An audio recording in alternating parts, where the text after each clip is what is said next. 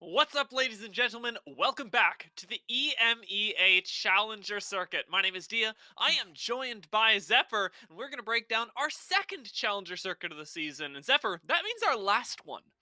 Yeah, a much more accelerated season here. If you're just kind of tuning in, we've had to wrap things up a lot quicker due to the situations that had occurred across the board. So, this is the last opportunity for these teams to accrue the points that will carry them forward towards those last chance qualifiers. Now, I know that the big thing this season for a lot of the teams, both in EMEA, North America, all across the world, has been adapting to, say, a different map. And we've got a lot shorter of a Oh, time to man. do it, but we're going to be playing 3 games today on World's Edge and 3 games on Storm Point. The first one's, of course, going to be starting us off on World's Edge, home sweet home, where you can take those tried and true basics and then move it on over to the chaos that it does inevitably become Storm Point. You can accrue points in your regular way. If you're a new viewer, I do always like to go over this. You get to 12 points for that first place, 1 point per kill, and then the worse you place, the less points you get. We've all seen this before, Zephyr. Absolutely. Of course. And on top of that, the one additional point per kill, whatever. It's the same old here. And you'll be seeing it all 6 matches. I will confirm that one more time. I know we don't have an overall, but we will be seeing 6 matches take place over the course of today's series. Past that, though, we've had plenty of teams that have already competed in the initial Challenger Circuit number 1 here. So let's take a look regarding what those standings currently look like, because you'll be seeing quite a few of these names pop up again here today. I always think it's funny transitioning over to this because the points here are not directly translated from points that you've gotten on World's Edge. Nobody's gotten 1,500 points, but the point does stand that the top 22 of these teams will be making it into the LCQs. And for a Challenger Circuit team, that is the most important thing because Challenger Circuit 1 was all about making it to Pro League. Now it's about making it to international competition. And these top 20 are a lot safer than most other teams, but it's right around that 22 that we start sweating. Right. The point system, like we said, is kind of right now only based off of that first Challenger Circuit, matchup Mhm. that we saw only what was 2 weeks ago, right? And the max amount of points that you can accrue from that is, of course, 1,500 here. So as this trickles down and we start looking at 21st through 40th, right? These teams don't have anywhere close to that amount, right? And it really does fall off pretty impressively. Someone say as low as Space Pigeons, who will be competing today in 36th place with 600 points, needs to find their way to at least picking up 400 for themselves, or even more, given that plenty of teams who currently exist in that top 20 are also here today, and they themselves will be continuing to raise that bar. Yeah, I know that a lot of you guys are tuning in. You're checking out. You're like, 40 teams competing today? How are we going to cover all that? We're not covering 40 teams competing. It is only 20 that have made it. And that means that some of these numbers won't be changing towards the end of the season Mm. because not everybody gets their shot at accruing even more points in the finals. Let's take a look at what teams we've actually got to talk about today so that we can, well, Zephyr, start talking about them because we're going to be doing it for quite a long time. The thing definitely stood out to me is that if you did watch Challenger Circuit 1, our top 3 are no longer here. Right. If you're looking out for the first to third, they are not going to be competing today. Thankfully, though, they do have the points behind themselves to Mhm. more than likely stay safe within that top kind of first through 22nd, albeit we don't know how things will finish out. And who knows, maybe some teams will accrue enough points to push them away, but I would highly doubt it. I can confirm, though, as you look at this listing, this is actually in the correct order, first through 20th, is in the order of where the points currently stand. Now, they aren't exactly in these positions, but it does go along the line of you can look at Cool Gaming and say, okay, right now sitting at fourth place is definitely going to be higher than, say, Slappers here, who's currently sitting 56th. Mhm. And for teams that didn't make it into the last one or that didn't compete, whatever the reason might be, they do of course have to perform a lot better, but the ceilings are high and the chaos level is as well, because the thing is that a lot of these teams haven't gotten the chance to practice against each other nearly as much. So I'm expecting for our first couple, and you know it, Zephyr, our last couple games to be a little bit more chaotic.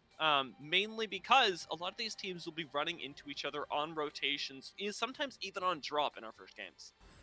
I will say, I'd love to bring that up regarding the drop. I got to give credit towards the Challenger Circuit scene here behind it. A lot of these teams have kind of taken it upon themselves to start calling out the drops Hmm. early. Some of those Discord calls to potentially avoid and give them the best competitive advantage possible. And I really like to see that.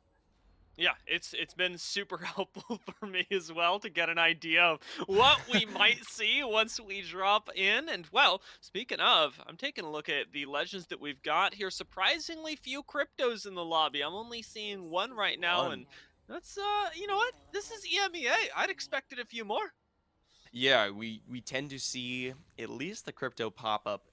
I would say about a fourth of the lobby tends to fall that way, given the pacing that exists here, but not in this one.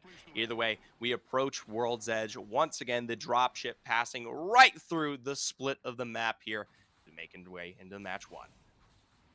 On board with slappers for the moment. We'll see if we stick with them as ultimately, wherever the rings do pull is going to be thing that largely shifts the game. We've all played Apex before. We all know how it is, but these teams, these players are relying on the RNG sort of going in their favor pretty early on. At the moment, it looks like Climatizer will give you that extra little bit of loot, but what I'm really looking for is that contest down in the south, because we know that Big Mod and Lava City constantly give you that sort of attention, that little advantage. Trials as well, expecting that to be fought over, but for right now, it really is that Big Mod Lava City area that has got not one, not two, but three teams landing in it, if I'm not mistaken.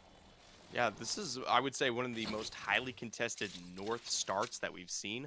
There's a lot of areas that currently don't have much of anyone, but seeing at least two to three kind of hold up what is that, I believe, climatizer up towards Survey Camp Epicenter. I mean, that is quite an amount. And the craziest thing about bringing this into the fray here is the fact that our zone now has officially been landing towards that southern area.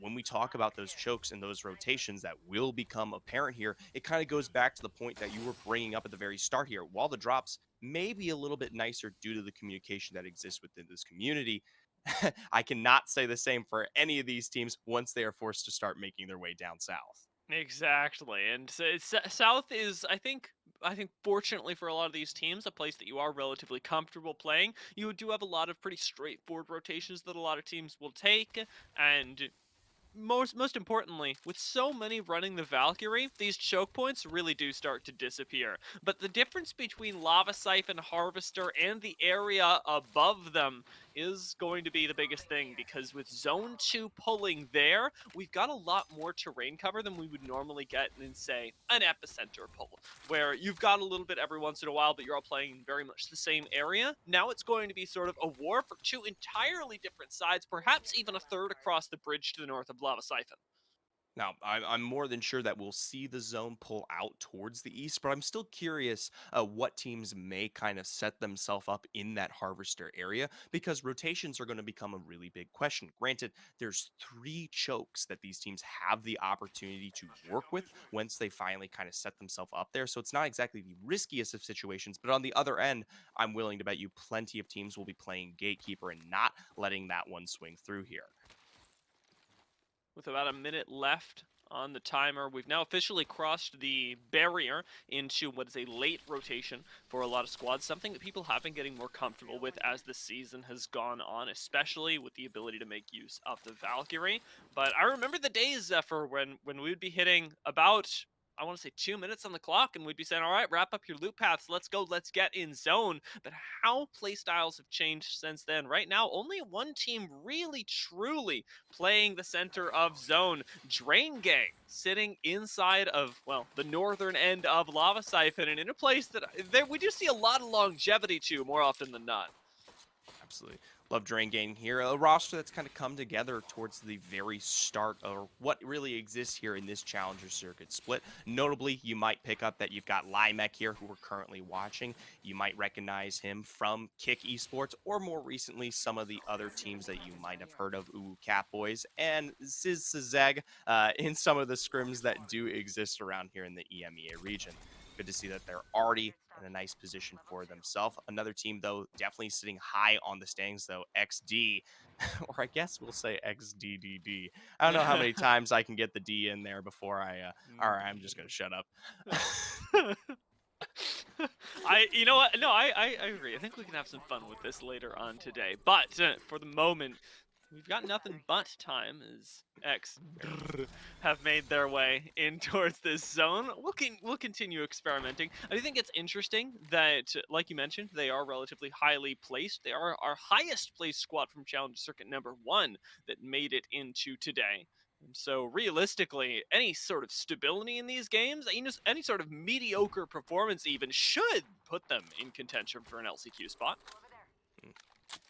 Polska Gurum just flying in with the redeploy there, utilizing that from Lucky. They're going to take a nice position here. Actually, in Siphon, we do see, though, a nice drop from afar there onto Baza. Don't think they'll be following this one up anytime soon. That revive, of course, does come out. We see that across the way there in that central building. So Polska Garum, though, they want to keep a nice tight hold. This central building can be definitely effective for the long haul.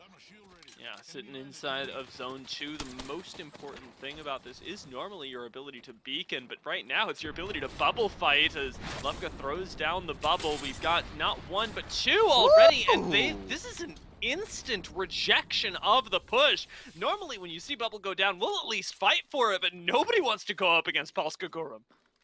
Polska Gurum, a very nice trade out there. This is that ratio squad, and they're actually being pressured by multiple entities. We just saw Drain Gang. They were the one to find the knock here onto Orax off of what was that rotation down from the second floor here, and he'll actually be full thirsted potentially. We see his health, yes, does fall there. Thankfully, Sai able to find that full Phoenix kit. He's actually going to go for the full recovery of that banner. Walt Gonzalez finds himself back to health. I'd like to see a nice rotation out here from position. You lose out on the early kind of place that you may have gained for yourself, but you need to have that third member back up.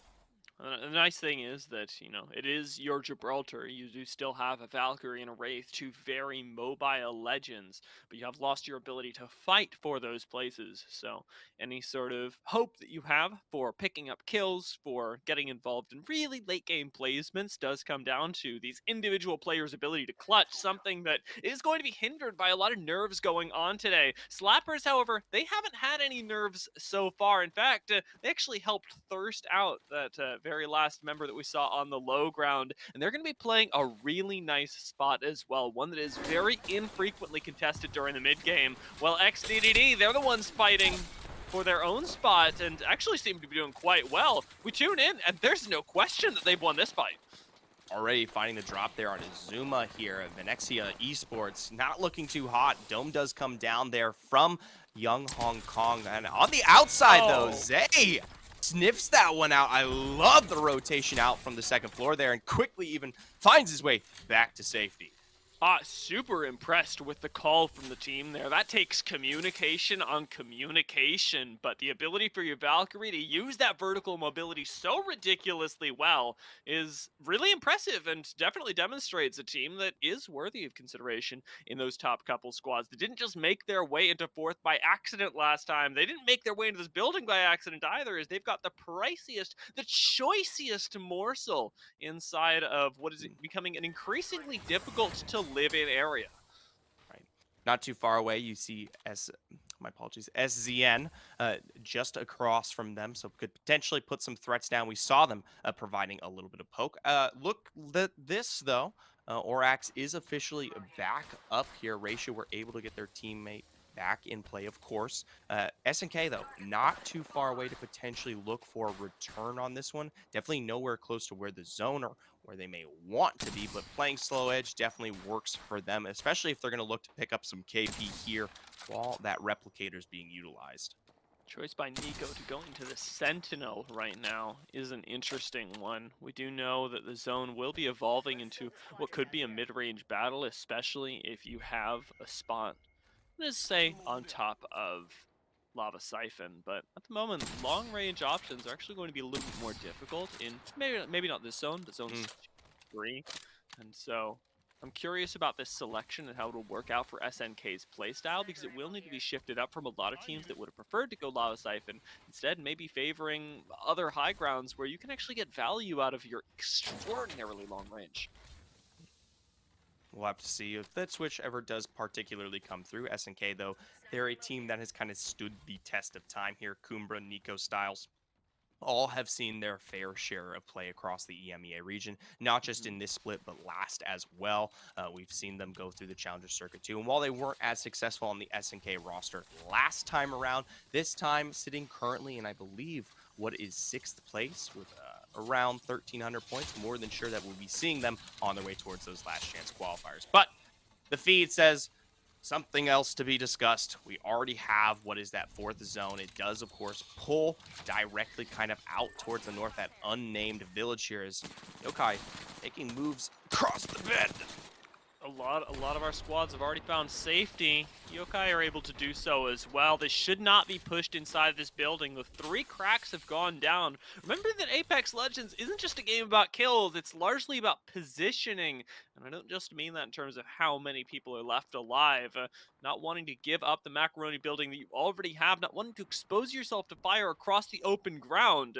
We'll actually just get 2 teams sitting pretty after what looked like an exchange of blows that could have come to significantly more violence. It will, however, be still a matter for later as to who gets inside that next zone, something that we will be fighting over in the next 3 to 4 minutes, as just now we're starting to close in on that second one, making our way, maybe not into the late game, but definitely into what we can comfortably call the mid game, where we get a lot more teams compacted together, where decisions on third parties matter so much more. This is where you'll see your sort of warlord squads that do like to pick fights and that are experienced at being able to reset and really get to succeed.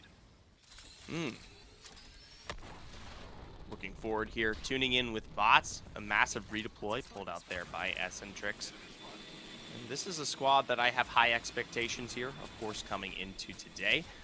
Recently, they made a roster change, bringing in Nezida to take the position from what was their last remaining teammate here. And they've had great success, I believe, finishing first, coming out of what was semifinals just yesterday here. So definitely looking a whole lot better. Taking it slow, though. Playing this one as far edge as possible, going towards this southern ridgeline. Granted, rotations definitely plethora available for themselves here, but have to be relatively careful. Don't want to be too paced, especially in a zone like this where it's not much cover as one might expect regarding World's Edge usually. Well, Schrodinger's Jack doesn't have the responsibility. Nezedia and Eccentrix will have to watch their backs, because it is not out of the realm of possibility that we've got teams still coming in from zone. In fact, we're seeing some of it right now, albeit a little bit quieter than usual, as Ham Styles makes the very last slide in, gets inside of the ring. 19 squads are left, 57. Nobody is operating at a man deficit. We're just down that singular squad that was wiped out pretty darn early. SNK here, they finally made their way out from launch site, and kind of goes back to the points we just saw. And actually, we catch the tail end there of the bots rotation. They're heading more north, actually into the Harvester POI here. They're going to try to see if those other chokes that do present themselves are a little bit easier to fight through. They might have saw SNK as well as what was this team right here in the tunnel ahead and said, we're not looking to take smoke that early on. Kumbra, though, on the other hand, completely opposite perspective.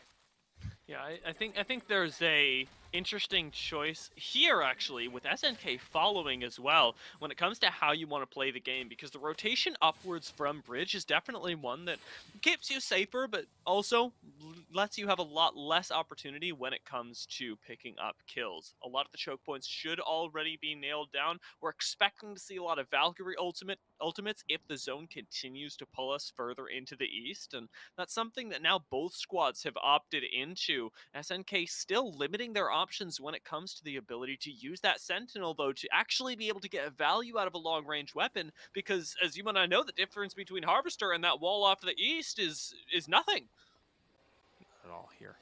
Still, though, plenty of teams that were kind of in this western area have now hoisted themselves directly towards Harvester right on the edge here. We tune into Cyclos as they themselves just catching what was that redeploy. And you do see that fight begin to occur over there. We did see Cool Gaming was right on the cusp of that choke. They're actually not currently in zone, so they do have to defend for themselves. But bots, this was an even heavier rotation than I had expected. FreeRx has to be careful here. He is quickly spotted out, going to be able to block that door down, but from the other end, just barely able to find himself into the void for safety there.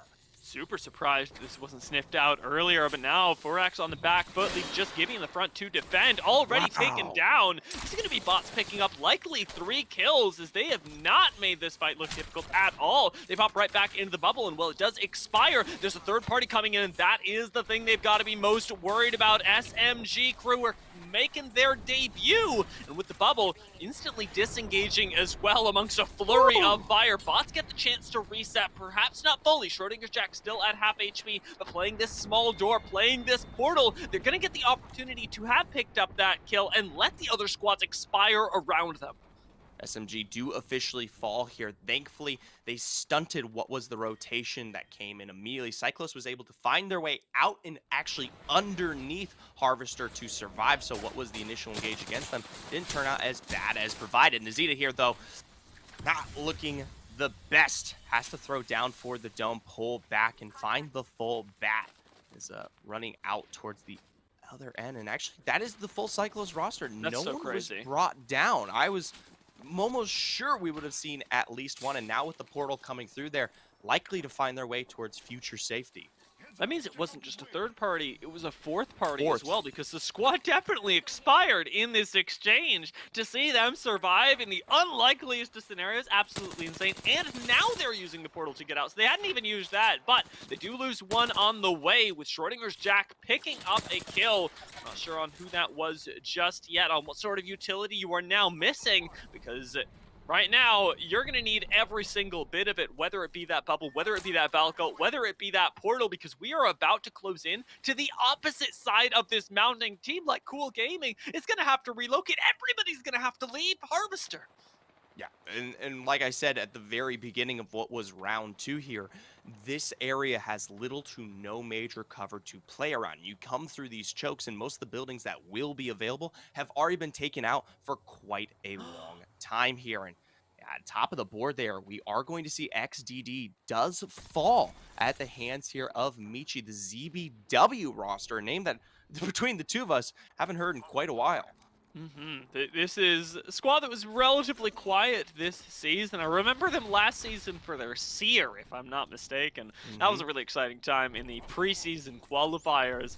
But with bots holding down this corner after their Valkyld, they've actually made a surprisingly smooth entrance into the ring, and now we're making it more difficult for everyone else. Eccentrics laying down the damage onto the low ground. Portal is available. Like the IGL call here to take that one late, take a little bit more time, especially as the push is coming in. You're right next to the Macaroni building. Things are getting really scary, though, as Zandia group's right back up on the outside of this bridge. Drain Gang currently fighting for their lives as well. Arcstar almost sticks at the end of that portal. But Limex should be able to hold this down with the nades. We're going to continue to get caustic traps placed, and this is the high value position that we saw claimed early, held all the way until now. Drain Gang, remind you, they're defending against bots. This is the portal coming out from that corner that they tried to take advantage of. Getting in, though, with SNK. This is the squad that bots were finding their initial takes on here from that corner, and they're actually able to find the full thirst there onto Digi. We can already see Nico is officially down here, so not much potential hope, but you gotta at least pray for a good rotation potentially with that Ashe once the circle closes in. But being down straight in the valley there, so many teams are going to be able to find those appropriate angles and just beam you like we saw a moment ago. Space Pigeons will not. Space Pigeons are out, and Cool Gaming may very well join them. The Arcstar from God knows where causes so many problems. They're now completely separated. YOLO takes a lot of damage on the way out, but is able to make it. Shot whizzing right by their heads as well. We've still got our crypto in this lobby. We've still got that EMP available. Crazily enough, I believe it's just a 2-man inside this building. I'm not sure what. No, there's 3. It's not. It's not. It's holy moly. There's a lot more. There's a 2-man behind it. That's so crazy. We have 5 people in that building, and they don't even know about it. Yeah. Taking a look at the other side here on the tunnel, Slappers give us a nice viewpoint of this entire area. Granted, they themselves not much cover to work with. Yokai just ahead of them, portaling into the last moment, playing around the truck. And below them, the ZBW roster did find their way underneath this stairwell from a good redeploy. But back in with Cool Gaming, they're the ones to find the trades that they need actually into this building here. That'll be it for the little Pog champs, but this might be it for them. That two-man roster you just brought up on the outside might just be able to capitalize here. Now you'll be able to pop out. Bardo does go down again. A crucial bit of cover now missing, but unspotted up here on the top. Cool Gaming have got to take this opportunity to heal up. There's a replicator going on behind them, and this is the two-man roster that we're talking about. The remainders of Kiklos are now pushing up on the high ground, recognizing weakness, and with the crypto may just be able to capitalize. They do not even break the shields at the very end, but fortunately have the time to reset, to get themselves a little bit more gear, and largely have an uncontested side of the ring. These are two people that have been able to hold on. Just barely here, and plenty of other squads not looking any better themselves. We actually find Whoa! Whoa! Dive in there. The redeploy Drain Gang just across from it, more than likely going to be able to clean up. There's not much cover all the way there up against the wall as all these squads continue to provide a beam. But hey, Slapper says otherwise, looking fairly healthy, and with the dome back available, this is going to provide the safety necessary for Sabi and Mio to heal back up and become a powerhouse. Just 4 teams left. If you die, if you get knocked, you are absolutely going to get third in it and maybe fourth, with YOLO being the last remaining bastion of one of our squads. Kiklos waiting in the wings as well, so it really is just a 3v3. And that's where we start worrying quite a bit. Arcstar gonna connect actually just a bit, as nades have been absolutely, if you'll forgive the pun, slapping in this game.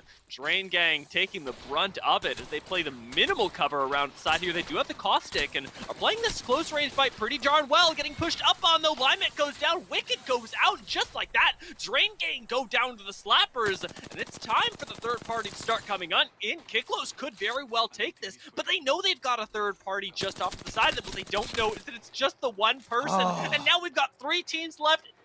None of them are full 3-mans.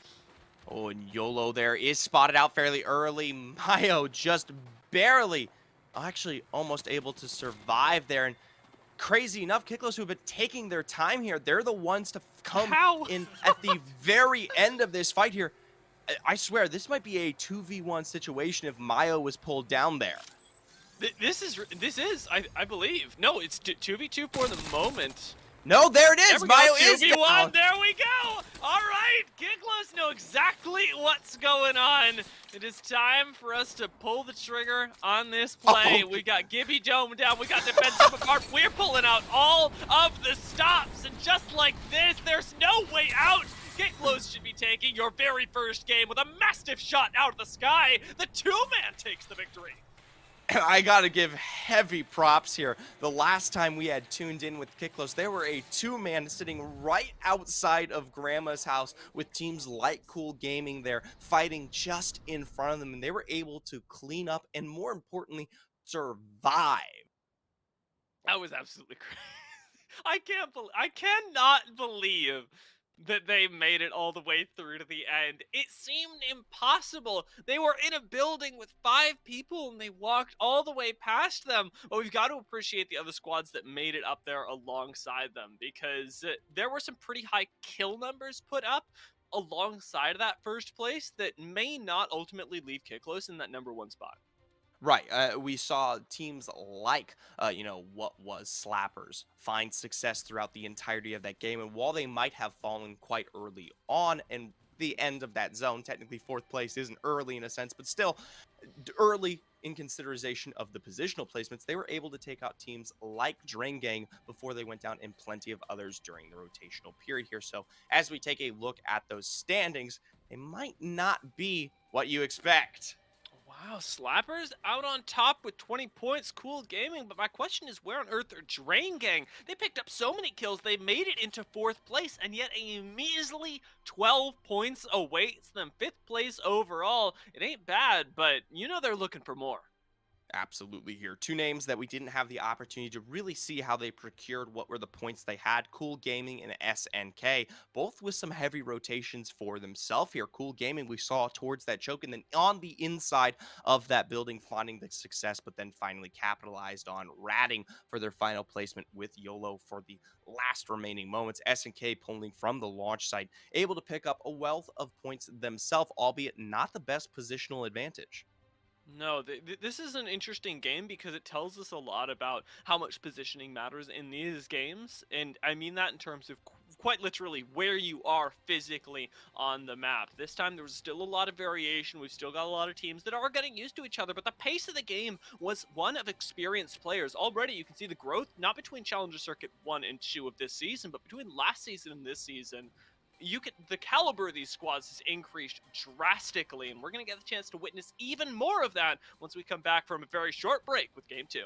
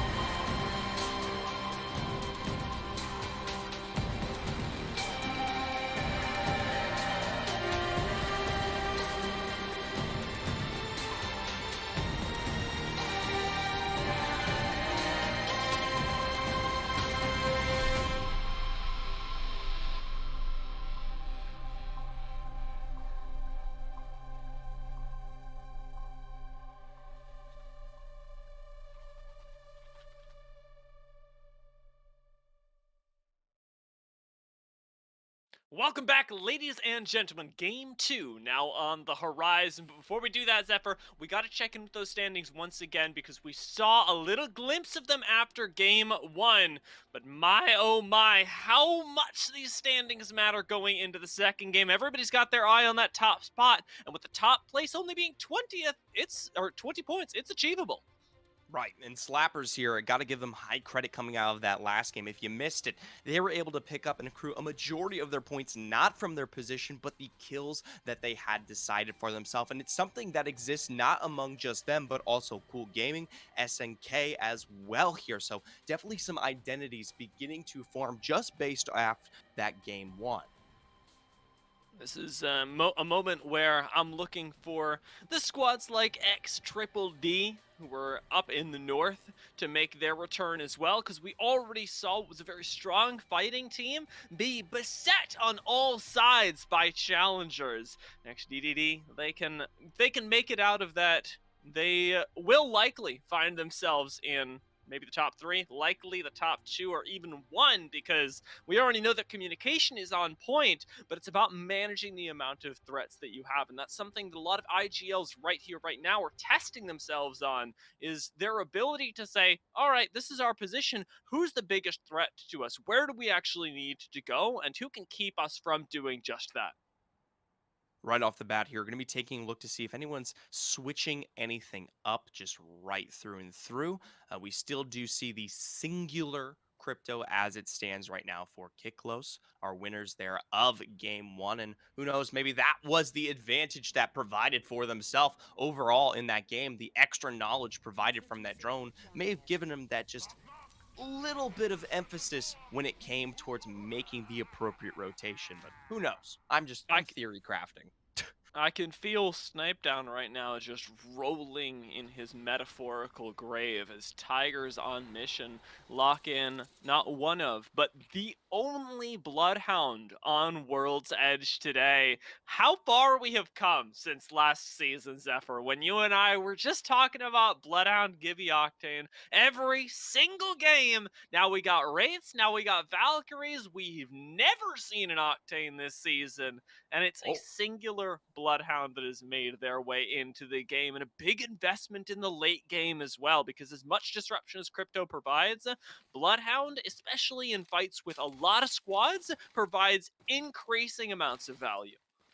right. I will say though, the reason we haven't seen it is because the utility is becoming less and less apparent from a legend like that. Granted, quick pacing, great read, it's fantastic for those situations, but at the same time, there's plenty of other options nowadays that give you more of a wombo or a fighting chance other than just having the general sightline provided here. But still, it definitely holds some ground. I hope to see it become a little bit more prevalent when we approach Storm Point, where we do tend to see picks like the Bangalore hold a more common place. Yeah, that'll be a point of curiosity, to be certain. Well, Cool Gaming are looting their way up in Skyhook. We already mentioned the now relatively peaceful split of loot that's going on up here, and while a lot of times splitting loot isn't a good thing, in a place like Skyhook, it's actually relatively commonplace to try and get yourself a little bit faster of a rotation. You simply don't have time to loot up over all this area because you're landing in the north and most zones pull south. So let's see where we end up going, as south, once Oh again, we my come god. to almost exactly the same latitude. There we go. That's the word. But this time, a little bit more inclusive of the geyser area and a lot more likely to pull us either out into the open or down towards Lava Siphon again. Right. I think this time around, we're going to see this zone finish more appropriately on top of the buildings that exist towards the north of Lava Siphon, right? Yep. Last time around, it was a complete cluster where literally nothing, no cover was generally provided in those final moments. We're definitely going to get more of a choke kind of end funnel situation this time around if it tends to find its way over that direction. But most teams now just starting, like you said, that kind of 2 to 1 minute period to find their way at least into the first zone, or maybe even further if they have the prevalent beacons that might exist nearby, like ZBW is trying to assist here right on top of Overlook. They were walking up right on top of X Triple D as well. So Oh, I like CBW could that. very well find themselves with a little bit of a contest in front off of a late rotation from another squad. But seems like having spotted out the appropriate threats, we've got everybody ditching down towards the low ground and now find ourselves in another engagement, but this time over towards No Name, fighting for that potential beacon, fighting for that information. X Triple D are forced to take a reset and still have ZBW on their tail if this rotation continues. Oh, right. ZBW, once they appropriately get the information from the beacon there on Overlook, will more than likely start to come down towards this geyser area. This no-name village is great for holding out, especially when we start talking about the chokes that exist just towards the south of it. You can play slow edge, and then if you're the final team to come in, and on top of that, you have this great kind of high ground advantage if you hold the choke towards your own here. So ZBW might want to just take their time, or could potentially look for redeploys like the ones that we currently hear just above us. Spotting out of the replicator as well. Space Pigeons are going to get some marginal damage in, but won't have access to the resources that you're now getting by making use of that little farming machine. The little Pog Champs, our little Pog Champs over here by Landslide, though, in another engagement outside of the ring this time, but finding themselves some nice damage. Might be the time to go for it. Ooh, I don't know. position Oh that my could have been god. Oh capitalized. my god. They can't win this fight. It's over. They got scammed. That's it. Wow. And we're going to watch it happen. We're going to watch it happen. They need the help from a third party. At this point, holding on to the height and being punished as much as they are, it's actually very difficult to push onto the low ground, but you are going to get a little bit of help from your friends. There is a third party starting to sneak their way in, and this is not where you'll Oh, succeed as Tom. Instead, with Reset coming in and a Valkyrie off to Landslide, we find ourselves in another 3v3, albeit a little bit unexpectedly, Zephyr. and just as quickly as we see the removal there, Tigers on a mission are going to quickly take this high ground, or at least this area up here, to defend against Reset. It's definitely good for holding off against some of these advances here. Reset now in literally the same mirrored situation from a moment before here. Either squad, though, more than likely going to be able to successfully find the necessary knocks. And I like this, that immediate defensive bombardment to pull the dome out. Potentially, we might see Reset find their way forward. And, oh, mind you, Reset, one of the only rosters to Oh be running that no! horizon right now. Just barely whiffing, though, on the ultimate means that Reset do have to, well, reset the push, and they don't even get the opportunity to, as they'd already committed their Gibby. Their positioning was forfeit once they pushed up, and now, having lost one, find themselves at a significant disadvantage. Pop down with the Oh! PK, though, starts to equalize it, as Cold finds themselves at least the singular knock. Full Thirst as well, shield reset. There's still a dream here as Ted goes low, and GMT Cold is still fighting this one out. Now it is officially a 2v2. If Ted, Bog, and Colt can get themselves healed up and potentially maybe even look for the revive, they'll be more than prepared to take a further fight here. Tigers on a mission, just playing with the verticality here, trying to find some information or some safety towards themselves there, as Reset are taking those double angles now to provide damage from both entities. But they, as you can see from Coffee Field's position, aren't going to be letting go of where they currently see Colt set up. And with Ted pushing now, with that gravity, well, back in play, and with the portal as well, this is going to be a full 3-man. They just got to get that Gibby out there. What a portal. You're wishing you had nades now. You need them, but instead, your only hope has to be to grab the banner. Tigers on a mission have got to play There you go. secret agent Got him. here. Nice. All right.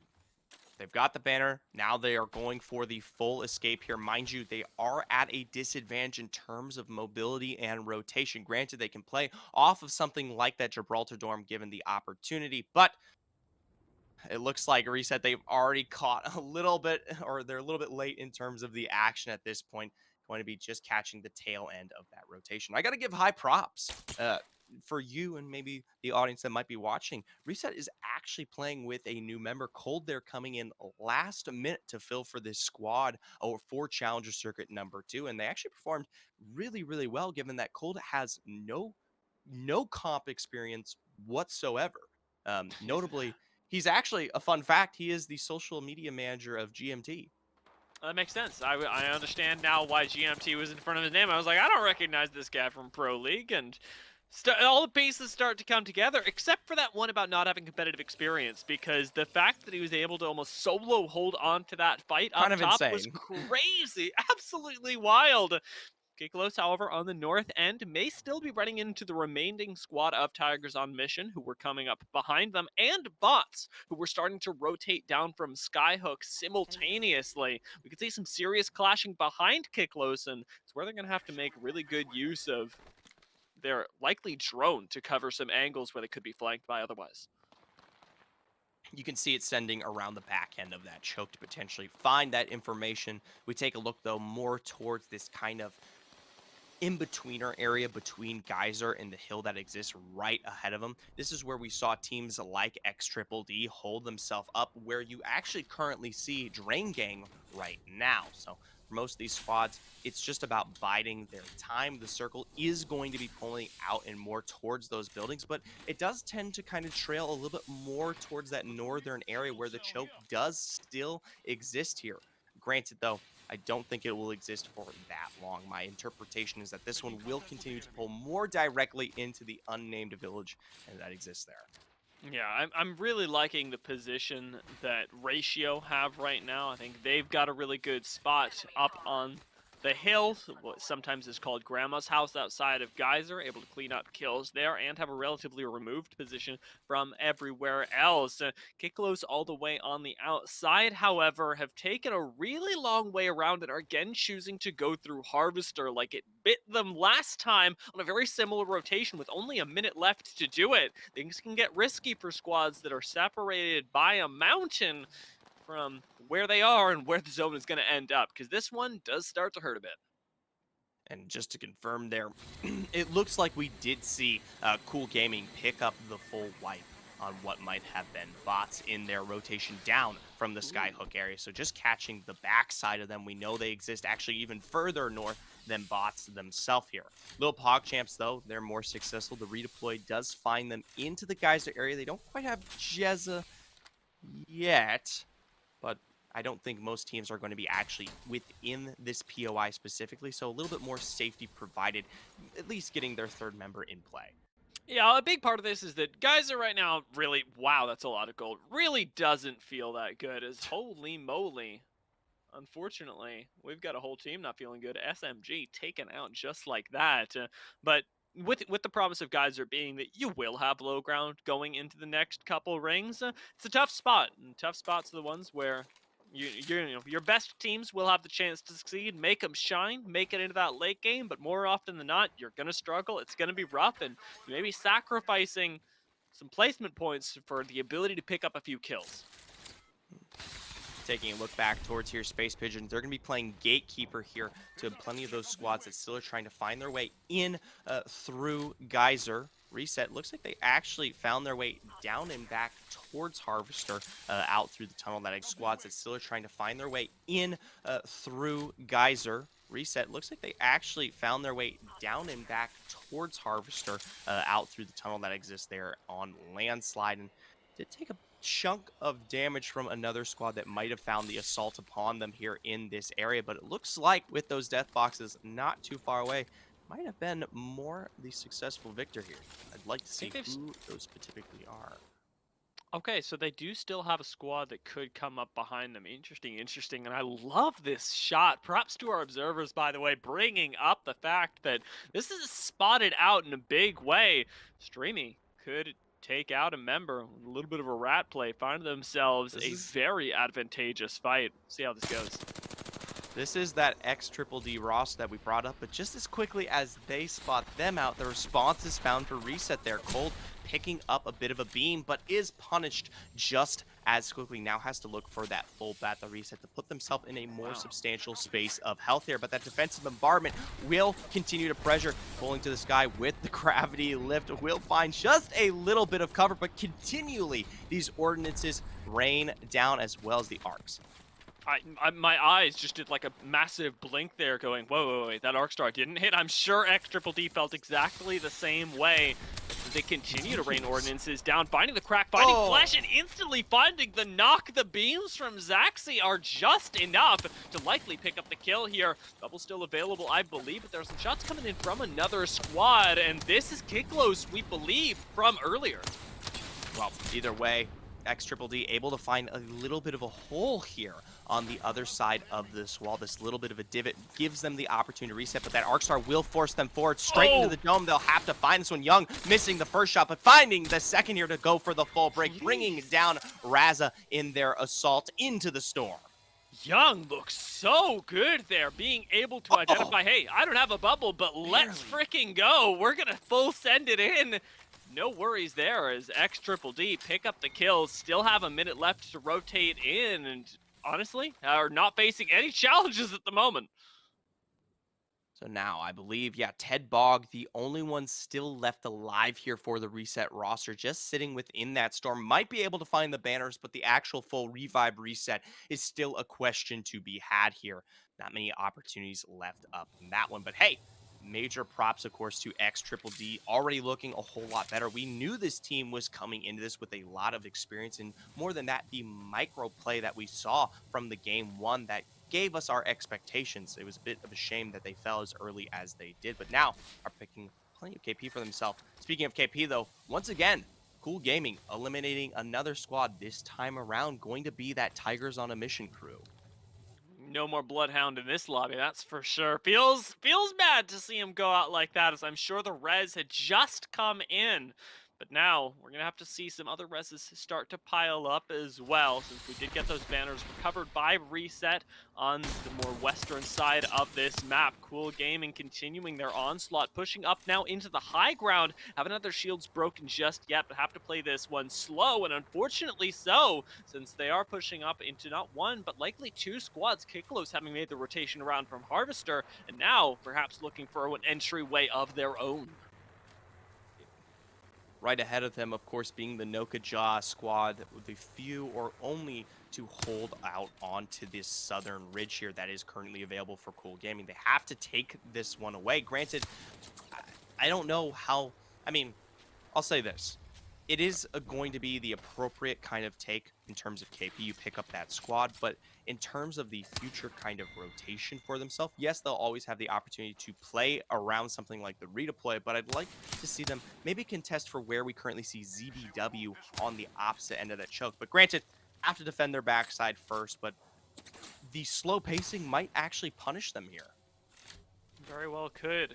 Cool Gaming in a bit of an awkward spot. We expect that redeploy soon, as nobody stands still for this long unless we're really looking at our maps and figuring out exactly where we want to land. And you do need to have that plan A, plan B, plan C, and sometimes even plan D when things get really tricky. Kiklos are waiting on the potential for a third party, and honestly would like to redeploy themselves, but they're one of the few rosters that does not have that option. And that's where this EMP is really going to come in handy, and I dare say be the most integral part of their future in this game, because if it's not landing, if it's not clearing out some of that choke point, Kiklos are just going to wither.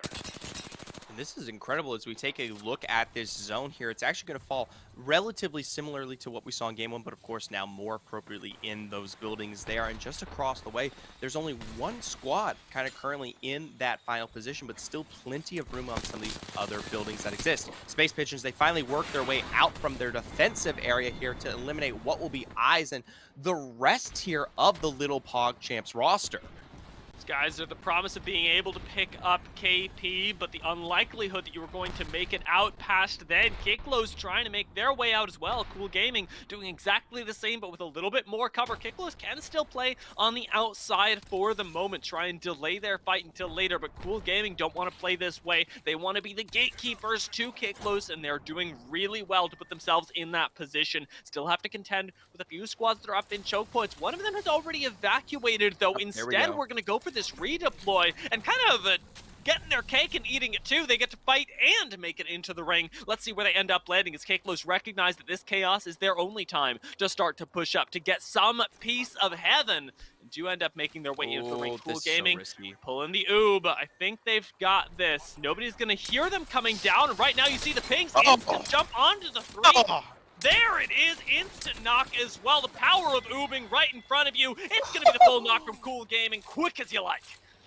Insane rotation there. Once again, X Triple D taken out from the building, but now Cool Gaming, they've been spotted out on this trade and will be forced to find their way outside here of our Dorito house and right against the corner of that wall. Will they be able to find their health? We'll have to check in later, as now Kiklos, they're the ones to find their way forward here. This is ZBW defending with a dome of their own. Now the gas that they're providing beginning to tick down. Balerion to find the first stop, but Kiklos to quickly respond to the Zerpa with now only one left for Moyetta. He's got to pull it off against the world there. ZBW play that one perfectly, though. The patience on the bubble is what wins them that fight, assuredly. Crypto EMP not destroying it gives them that second to reset, makes it their territory. They get to put down the caustic gas, and it is almost impossible to win at that point. And hey, we got close, but Kiklos do end up going out 9th place, no less. So a few placement points picked up, and now ZBW are the only team left on this high ground with, I will say, not a whole lot of cover between them and the zone. We know that Ridge does kind of go down in terms of verticality. You can play kind of right up against the wall line, but you're not going to be able to do that, especially with Chaos and this crew in the building covering what is that choke, as well as Drain Gang also in a perfect line of sight here. The squad, though, that I really need to continue to pay attention to is going to be Cool Gaming. They were able to survive what was that oob drop, and now there is still a whole building available right in front of them for rotation once this next zone begins to close in, and it's a perfect position to be here, at least in comparison to squads like Ratio and the like, who have to find their way forward some other way.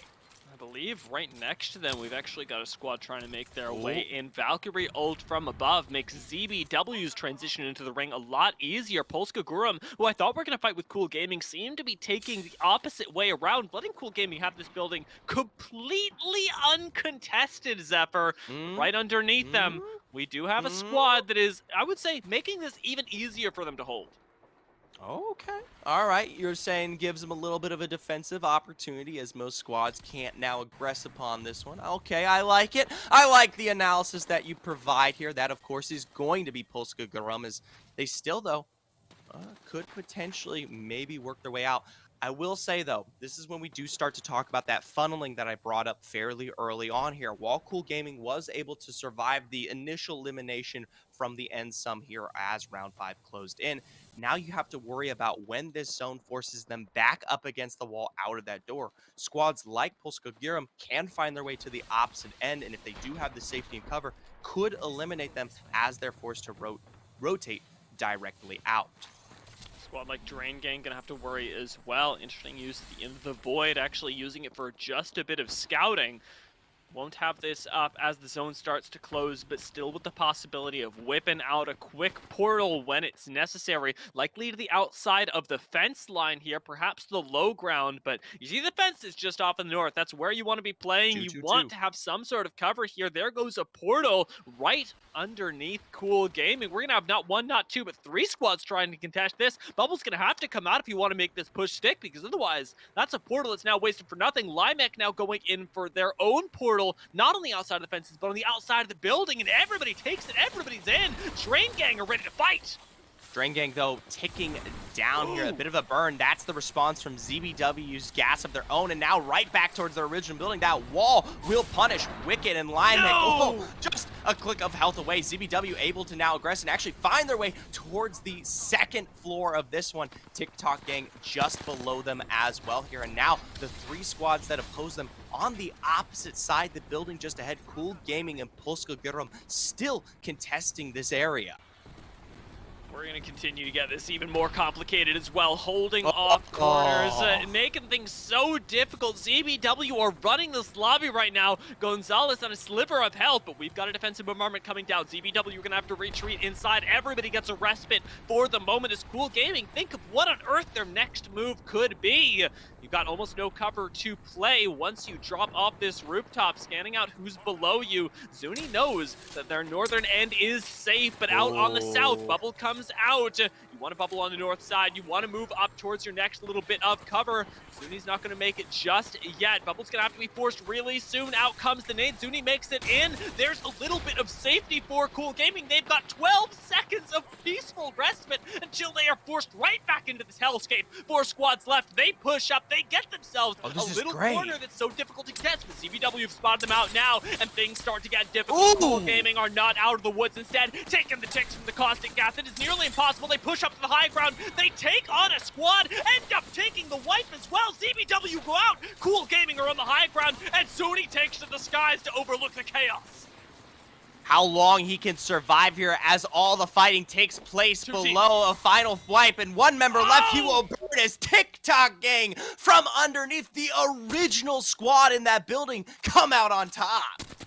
That was wild. Up in the skies, the only difference between him winning and losing that game was the fact that he had not enough health to survive the true damage that the ring does. What an incredible way for Cool Gaming to almost come away with that one and have TikTok Gaming sort of stumble upon it. They were down there fighting. They were in the dirt.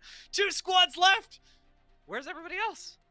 Hey, you know what? I gotta give them credit though. TikTok gang, I called it out early. They were the one squad to play for that final zone right from the get-go. And while I did like ZBW's positioning a little bit better, given it had that kind of vertical angle advantage, the zone kind of bit back at them. It forced them out fairly early on, and Cool Gaming took advantage of that one, dropping them down. As a result, TikTok gang, all they had to do was wait that one out, find their way outside the building in that last point to clean up house across the board here. I will have to say though, this is kind of similar to what we saw here in game 1. A great position held for quite a long time, but not much KP kind of bolstered as a result. We might not really see what is TikTok gang after a great win actually find themselves that high up on the leaderboard. Yeah, I'm curious about that, because I feel like Cool Gaming, surely they got second, right? That's only 9 points. Surely they got 3 more KP. It only makes sense that they should be higher on these leaderboards, and consistency is going to be the thing here. I think that the really impressive thing about Cool Gaming is that we talked about them a little bit in game 1 when they started getting going, and though they sputtered out a little bit earlier than this game, they still managed to make themselves a force to be contended with, especially in the mid game. And they've managed to do the same thing here, but also carry it on to the late game. And being able to replicate performances, have some level of stability, is the really important determiner of squads that will succeed today in the second and final Challenger circuit. Wow. Enough of the charades here. Let's take a look at these standings and see where these 20 squads now officially fall. Cool Gaming taking the lead by a landslide, 15 points ahead of the next. SNK not too far behind, but a gap definitely has now formed here. I'm a little, oh, there we go. I understand now. Whew! Lord, I was doing math on Kiklos. I was like, no way this is possible. Absolutely makes sense now. This is a pretty nice game, too, to have. Starting off with a more than 10-point gap between you and SNK. 1 game left on World's Edge for you to really cement that before we go on over to Stormpoint. Right here is now plenty of squads here. I want to start kind of taking a look at it because it is very important. Remember, we want to see those who currently sit outside of, 22nd and below start to find their way in from great play here today. So I have to give heavy props towards rosters like TikTok Gang, like Kiklos, like Slappers, who are currently not just behind in, like, say, 30th, but not even placed here. And I'll tell you what, if you do manage to find yourself into a position, say, 1st through 5th, that is potentially enough to make your way into that top kind of 22 without ever performing here in the Challenger circuit beforehand. And meanwhile, teams like XD, Polska, Gurum, SNK, they're continuing to have the stable performances that they've had during the season, easily putting themselves in a position where they're going to be making it into the LCQs, likely one of our more powerful squads in them. A few of those teams are going to be tested out today, and they're going to continue to be tested in the remaining 4 matches. 1 left on World's Edge, 3 on Stormpoint. But before we pop into that final game on World's Edge, we're going to take a short break.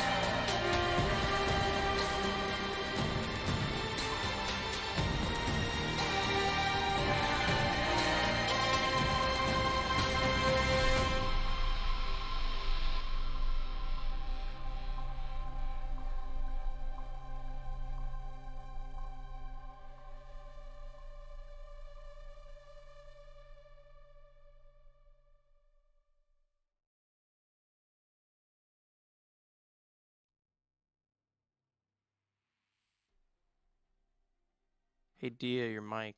I love you. Welcome back, folks. We are about to get into it. It's our last match back home. Oh my God, Zephyr! All right, I'm woo! I'm We're ready. totally We're ready. trolling you as heck. No, I love I you. mean, it's better. It's better that people can hear me, right? It's better. It's better that Sure. I can. Sure, Yeah, right? dude. Right? Don't say anything, Yeah. chat. Don't say anything. I don't want to hear it. We're about to we're about to get into the games, but before we do that, Zephyr, we did have a small update. So players are still making their way into the lobby. We're gonna get them all Small. ready to play the game, and then we get to witness game 3. You guys have been staring at the standings for long enough. You know who's where. The question is where we're gonna end up at the end of this third game.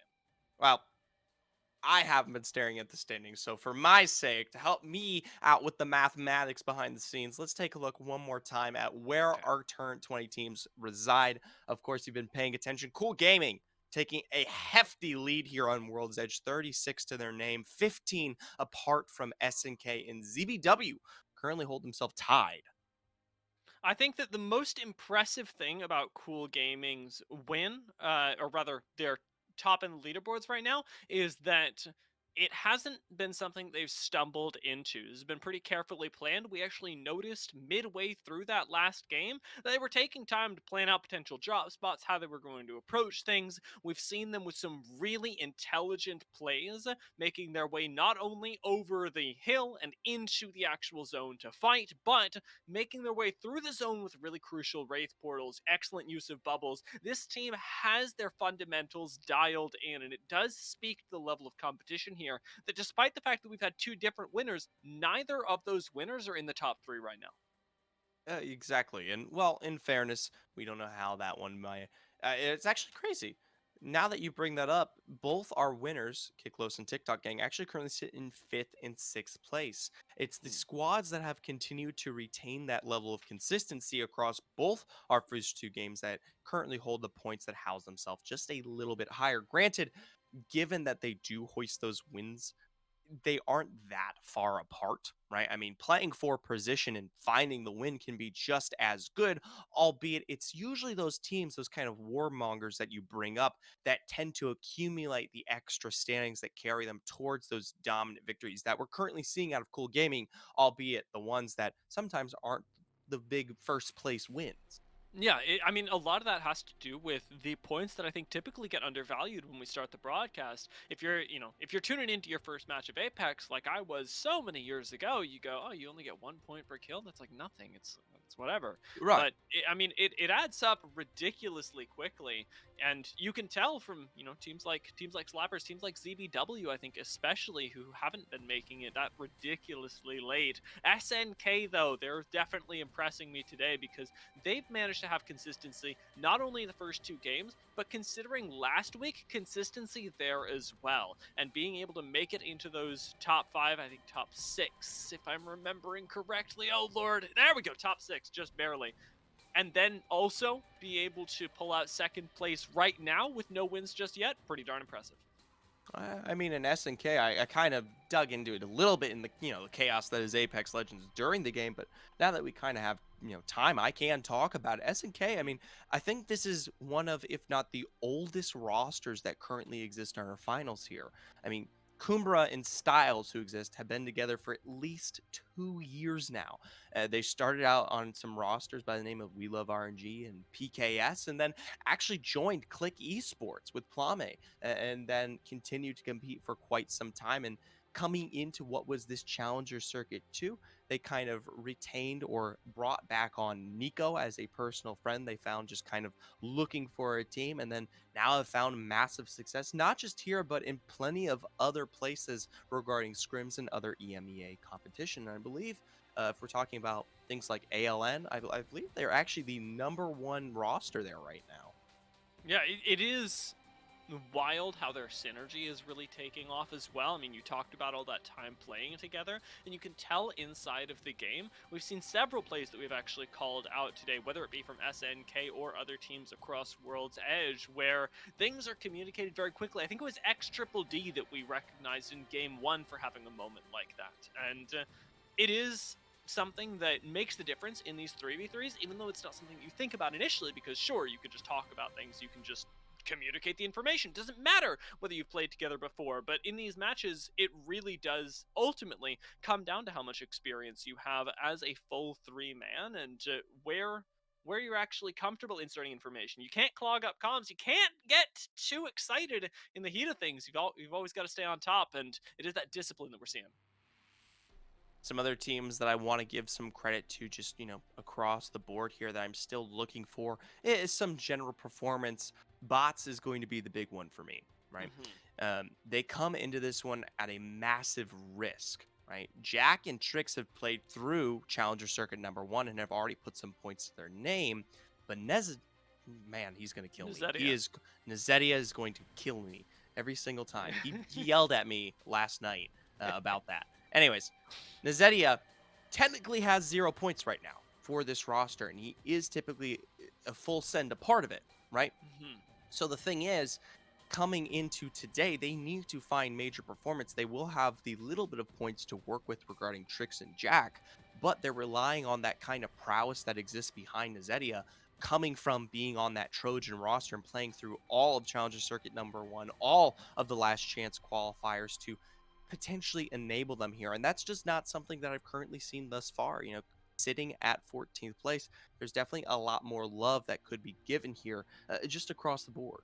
I think looking just 2 spots up, right, but only 1 point above them, I'm feeling a very similar way Oh about Space man. Pigeons.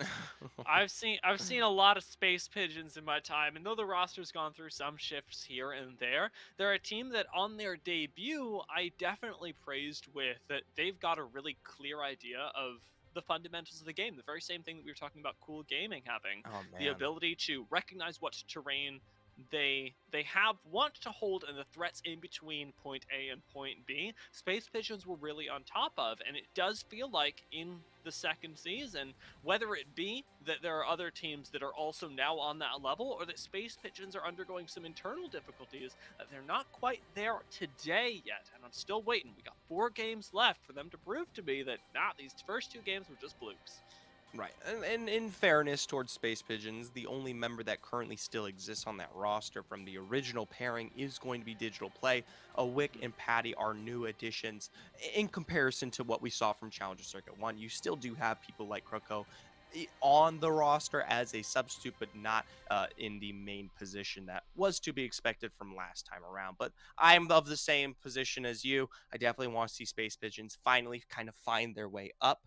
Taking a look, though, even more in depth regarding some of these teams that I think literally have 0 points here. I mean, some may have participated with some other rosters throughout Challenger Circuit 1, but as it stands currently, they have very little points going into today's matchup. That'll be SZN, Venexia, Tigers on a Mission, and TikTok Gang. The 3 that I've listed thus far, except for TikTok Gang, not having the best of performances, currently sitting on 1 or no points here. And we both know that if you're coming in with as little points as you are, you need to be finding at least a top 5 finish, like TikTok Gang is currently on track to do, if you want to be on your way in that top 1st through 22nd place. Yeah, that W sent them all the way into contention. Tigers on Mission especially are a squad that I'm hoping for the best of, especially because they did manage to whip out that Bloodhound and actually had a relatively good fight over in Landslide. We know that they're able to manage their individual micro in fights, but it has been that mid game that's been hurting them pretty darn consistently, as we are just about ready to drop into this 3rd game's effort. So let's go ahead and All pop right. ourselves on over to World's Edge as soon as possible. I've been on the edge of my seat for I don't know how long now. Haha, edge. Those are words that sound the same. Oh yeah, they're the same. You know what? This is why I study narrative and analysis of team history, because when you ask me to start digging deep, that's the hot takes I give. Yeah, edge. And edge. I can't believe this. I'm imprisoned with this man who's gonna tell me I said the same word twice. Oh my god! Woo! We're gonna get. Wasn't even that. It was me providing the color commentary that's particularly necessary in this line of work, Dia, and we're going to continue to do so as we introduce World's Edge one final time. We'll check out and see if any of these picks do switch up. I want to make note that we have begun to see a little bit more prevalence towards the caustic.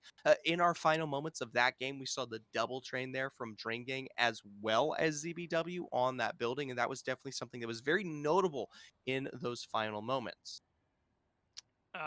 SMG have made some pretty significant roster swap ups. They've decided to solo this one. Mythos gonna be going this one alone on Valk. I'm kidding. Jeez. This is more of a technical difficulties for them. Yeah. So this is gonna be an interesting game for this squad. Likely not one that'll bear a lot of fruit, but the most you can hope for here, Hey, probably those Brat, placement you know? points. Yeah, exactly. Good thing we don't have any seers, right? I don't know how I feel about that one. I actually got into conversation with bots the other day, specifically Zedia.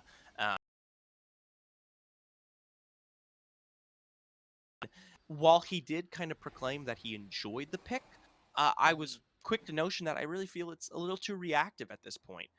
Finding a more attack angle for a seer is something that comes with risk, whereas it's much more easily used and abused when it is towards counterplay, right? Preventing those abilities, preventing those revives, and then just playing off of what vision might be necessary. But then when you look at what other kind of recon legends are on the board, when we got things like that Bloodhound in terms of immediate play or general vision from things like the Crypto and Valk with the redeploy, I feel like it loses a lot of its tact that is necessary when you are looking for more mobility and more kind of fortification that does exist elsewhere. Yeah, one of the other things that I've heard sort of add to that is that it's about guaranteed value, right? You click Q on Bloodhound, you get scan. Click Q, get scan. Right. You know, redeploy. Thank you. Press Alt, go other place. And with Seer, in terms of the abilities, not the passive, you can click button and then get nothing. And it's you know, it's awesome Thank when you you. get the really big one, but then sometimes click button, get nothing. Right, so I do think it has a great skill kind of ceiling, and I think as Apex continues to improve in terms of the quality of play at the upper echelon, I think we will see it. I think a lot of teams though are forced to play towards safety, work with what they know is consistent on some of these maps, and that's why we don't see some of the more variable picks ever really get thrown out into the rumor mill. Right, and I'd love to see things not just like the Seer, but also the Fuse, potentially make appearance, or that Watson that has such a great impact, across the sea there over, in the APAC region. But nonetheless, that's plenty of fun discussion to be had. There's still games here on the board. We already have the notion of that second circle once again back towards the south, albeit this time a little bit more in the favor of Tree. I was gonna say, thank God we're not going lava siphon again, because everybody's gotten the chance to practice. I'm Less of sick a of it. challenger circuit if we'd gone there 3 times in a row, and more of just a lava siphon simulator. Cool Gaming, though, they are going to have the longest trek making their way down from the north. Curious to note that nobody lands in Tree. I hadn't recognized that during the first 2 games. No but renegades. this time, I was yeah, yeah, renegades. Hey, if you're gonna talk about Tree, I mean, you might as well call the forefathers of landing there. All right, that's what I say. I'm really worried about all these teams landing in Fragment this game. They gotta contest TSM, so. All right. You can bully me off broadcast, but not on here. Where's TSM, ladies and gentlemen? Whatever Where are you they? say. Oh That's boy. the end. They found a team though. Let's see if we can get a little bit of action here. God, we're having too much fun, Zephyr. It's time for some real death and defiance. SCN actually find with a barrage of missiles. They've strapped a team inside, but don't have an angle of attack just yet. No doors broken with those missiles either. The potential third party off spotted to the south. Pushing everybody into tunnel right here. This is actually going to be more of a play for Beacon, you've got to expect, given that SCN really didn't make that push that aggressive. They didn't expend any ordinances, No. and now they just have no-name Beacon. So, woo, information. Hey, it works for them. They'll be able to carry that one forward. Granted, round 2, not going to be that substantial the minute you find out you're just going to be carrying yourself even further north, directly into some of these chokes that you just realized have been kind of taken up and away. We tune in, though, with X Triple D here. They're being a little bit pressured, like I said, by these chokes, just slowly finding their way forward. Streamy actually forced to pull all the way back here towards that high ground, not really finding the access necessary towards some of these buildings yet.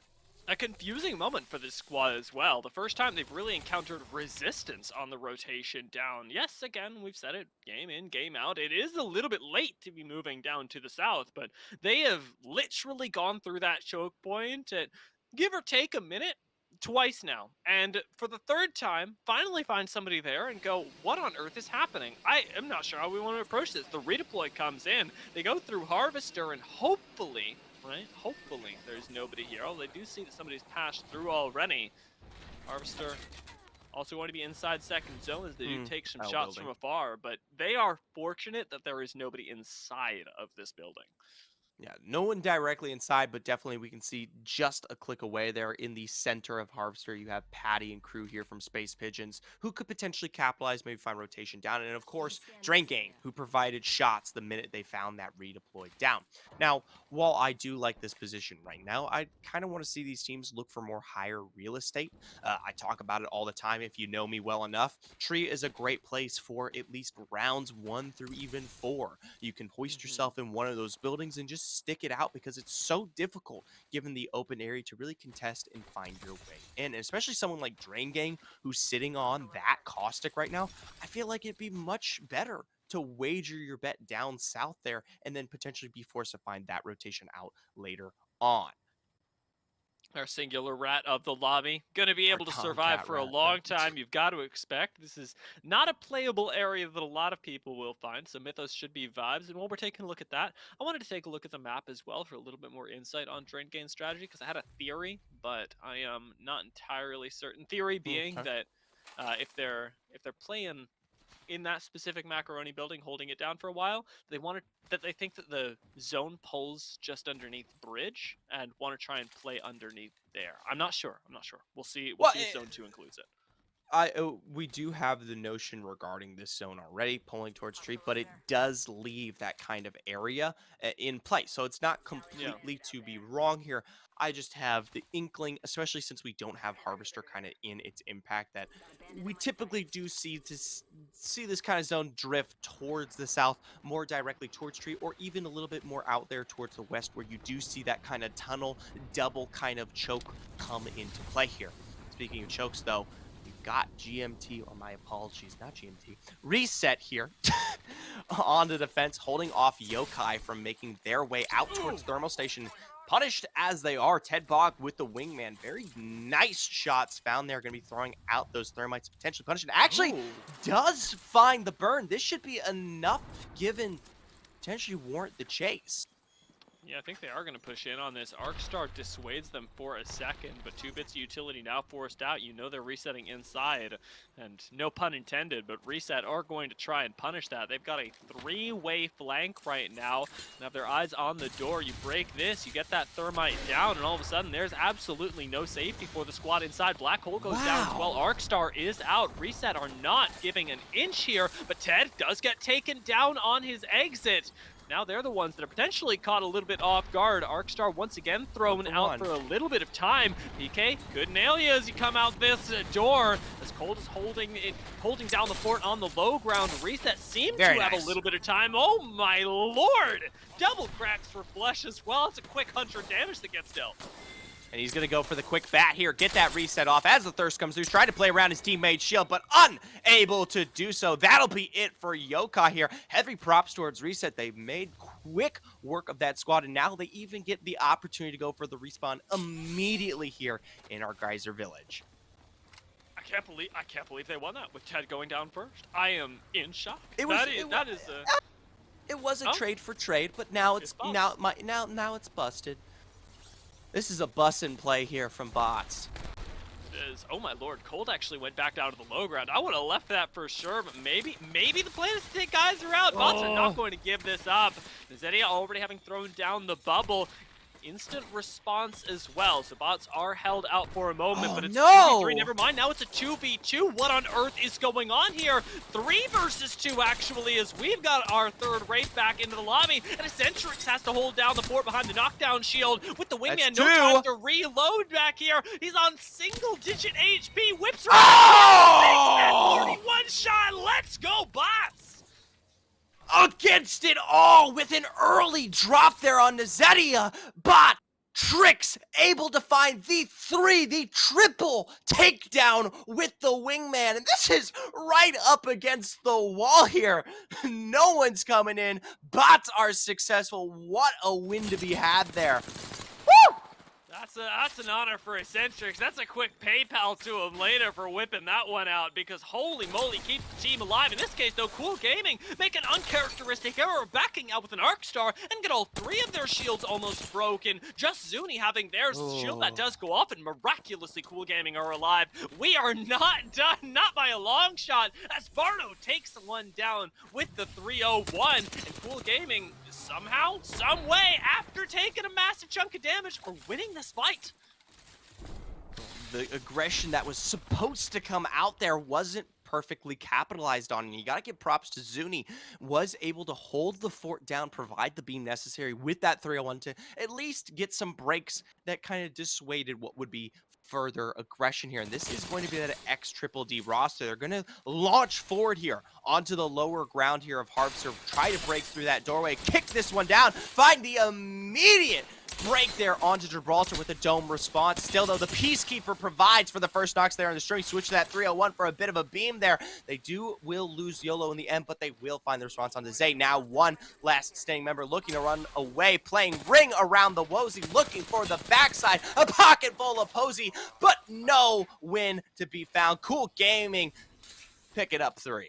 This resets a lot harder. Nice shield drop gives Cool Gaming that little bit of insurance, but over here, it's actually Giglos that have taken this snake building off Come on. the south end of Harvester, leaving us with really no push and I think a lot of questions. I'm wondering where Drain Gang went.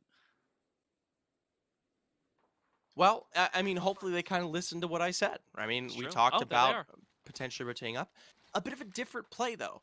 We do get the identity that the circle's actually not going to be directly into tree. It's a bit of a split here towards that train line.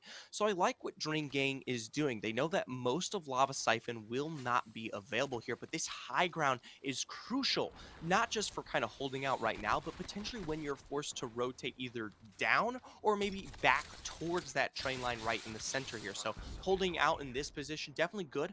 I don't think it capitalizes that much on what is prevalent, though, regarding the caustic. So we'll have to wait and see how well this one plays out for the future. This is a tough angle. I am really impressed though that Drain Gang are running a gibbulous composition on World's Edge. We've seen some of them on Stormpoint, but it is not frequent at all. With a Caustic as your main anchor and really just 2 massive forms of mobility in Valk and the Wraith.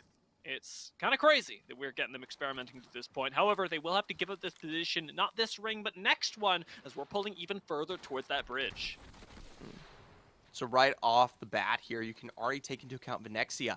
They're the ones who kind of heard that low ground, but right above them, if you'll let me confirm, that is going to be Ratio, our currently 8th place squad that has that bridge in. Actually, a bit of a mix here. I'm not quite sure. It's very evident that Gonzalez is down. Looks like they're looking to play off a bit of that cracked. Kickless, though, going to utilize that EMP, potentially punch, at least get the damage up there on some of those shields. But for a second, I was a bit confused. It's just a Valkyrie playing off a replicator. No big deal. Yeah, we've got plenty of vertical play in this season, in this meta. ZBW have made their way into the southern end of Harvester, again, leaving us with even more questions as to where the squads that were here earlier have gone. It looks like they're above them at the moment. Parasites below. Clean out your house. Something about... what are those little wood-eating insects? Termites. Clean out the termites. I'm surprised. Oh, wow, I'm surprised I knew that. Did you know, Zephyr? I've never told you this before. Did you know that I have what's in that Canada called? They're called woodlickers or something? No. I have an irrational fear of ticks. That's completely warranted. They give you Lyme disease. Yeah, so it's not so slightly rational is what you're saying? No, it's slightly irrational. I have an irrational fear of spiders, so arachnophobia.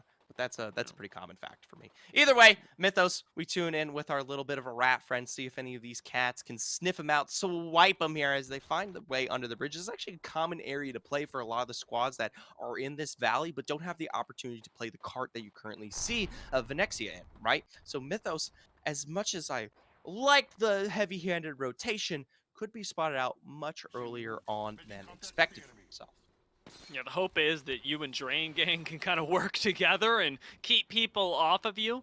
As Nokoya playing over in Lava Siphon aren't going to have to relocate just yet. Again, sharing space with another squad. One of the more peaceful coexistences that we actually see in Lava Siphon or in buildings like this, even by Climatizer. A lot of times we will get a lot of poke thrown back and forth. This time playing it relatively civilly. Seems like a relatively calm mid-game, and one that is going to devolve when all these squads from Lava Siphon, from the high ground that we see just off to the south of it, are going to have to pass through Drain Gang, and even Drain Gang are going to have to pass down into the low ground to make their own way into the ring. There's such a traffic jam that is going to happen around the area that Drain Gang are holding that we are going to see this whittled down from 15 squads to likely 9. I really like Bot's position right now. They're kind of in that fenced off area right up against the ridge there, and it's one of the few that it's going to be contested. They might get the one squad that could potentially punish back here, but other than that, it looks fairly certain that they're going to be surviving for the long haul, given that Zone 5 is in perfect position, and it's not that kind of cluster that we talk about regarding those around Drain Gang. Now, SNK, though, this is exactly where Mythos has been for quite some time, and for not much longer. My bad. Jeez. I feel bad for you. Gotta just be a little upset, but no chance. I told to really you. React. I told you. I'm sure he knew, right? We've played this out time and time again. Apex Legends isn't a solved game, but at times it is a predictable one. And you know people are going to be going there. It's a matter of time. And unfortunately for Tigers on a mission, it was also a matter of time. They've ended up going out. We're down to 13 squads now, and SNK are hoping that they could make it 12, but poking out a little bit far from the cover that they had earlier. When this dome expires, they would be in no man's land. So I like that they ditch right back down, actually find a Wraith, but have lost Nico in the meantime. This Gibraltar not safe at all with no way of recovering them. Gonna have to get behind this, oh lord, very, very thin pillar and hope that it works. Nice punches. Go for it. Yeah, I was going to say, that's way better than trying to play around the back end of that pillar. Mind you, that was Jez from Little Pogchance, another rat here in this lobby. So that actually brings us down to 12. So SNK, the rat killers. We should start calling them the cat killers. No, not cat killers. Jesus, I'm terrible. The cats. They don't kill cats. They kill rats. My lord. Two right Valgalls, underneath the bridge. This is nice. This is nice. Drain. Yes, true. Really curious how Drain Gangs will work out. It's high risk and, of course, high reward as these things tend to go. With the Caustic Barrel being destroyed, you can thank the recent patch for that. Limex is going to have to instead jump behind this very small cover, and it is flanked, although they don't know it just yet. Bots do have an angle on this. For the meantime, they're going to be surviving. Cool Gaming going to be thriving, picking up some kills on this low ground. Rampage is out, and lordy, that's a portal they did not expect. Zuni now having to take this one back, and a little bit more chaos is causing some serious problems. Zuni may go out, taking the portal right back once more. It's just a matter of trying to confuse people, but it's not going to outlast Nokoya, who very quickly get taken down. We're at 10 now. And mind you, that is quickly cleaned up there from a combination of ZBW and bots. So ZBW successfully kind of rotating in there a little bit late, and now the ones to actually be able to take advantage of this massive pile of loot. Venexia was killed from their cart here, as we see SNK made quite the hefty rotation out from underneath and now hoist themselves in the little bit of boxes that are currently available. Still, though, not in the best of positions. Going to that train line, though. That's got to be a mistake there. Quickly, Nico eliminate. That's your Gibraltar. That's your safety net, SNK. What a loss. No forgiveness on this map, not in these lobbies, but Drain Gang have found themselves, if not forgiveness, an incredible spot inside of the RV, the very place they were contesting earlier, the one that they really want with this Caustic, seems to have not forgiveness, an incredible spot inside of the RV, the very place they were contesting earlier, the one that they really want with this Caustic, seems to have come to them almost for free with 3 death boxes inside to take advantage of. And now something that I find very interesting, what was Ratio holding this train line for quite some time is quickly punished in combination from SNK and bots, of course, here now finding their way out from against the ridge and taking the god spot that is available into the zone. If they can hold on to this one, at least through the closing of this next zone, they're in the perfect position, but not too far behind. You can see the gas traps. That's ZBW just in the position that they came from, taking what is their turtle shell. We're down to 8 squads now. I actually estimated one more than this would survive, but it seems like a little bit unlucky. That's not going to be the case. The zone starts closing in once again. It's time for Drain Gang to pick up some kills. They've got to hope. There's no portal going off near them. It is just a singular Wraith, but now with no safety, Schrodinger's Jack is going to pick them up from the bridge, saying goodbye to Ratio, whittling us down to 7 squads, and we're going to have to relocate really soon. Polska Gurum have lost one. Their Gibby and their Valk now taken down, and it's just up to a singular Wraith to make this play work. Oh, but from both angles, Primo is punished, and he's going to be running directly into that squad below if he carries himself any further. Drain Gang, they've been taking their time, took this cart quite early on away from Vexia, and now able to pick that one back up. It looks like bots were pressured here from afar, but with that golden backpack that exists on Finezida, able to get the full reset there at least. We've been hanging out with bots. We've seen where Drain Gang are, but SNK, silent but deadly, have a Kraber in this lobby, or they did before they ended up going out. Now, question is, where is it? Has it been picked up by another squad? Have they relocated? Because there is that upset potential. Can come in very quickly. ZBW playing on the underside of the bridge, the previous home of Drain Gang, now have themselves almost center ring. They're looking down at the previously occupied RV.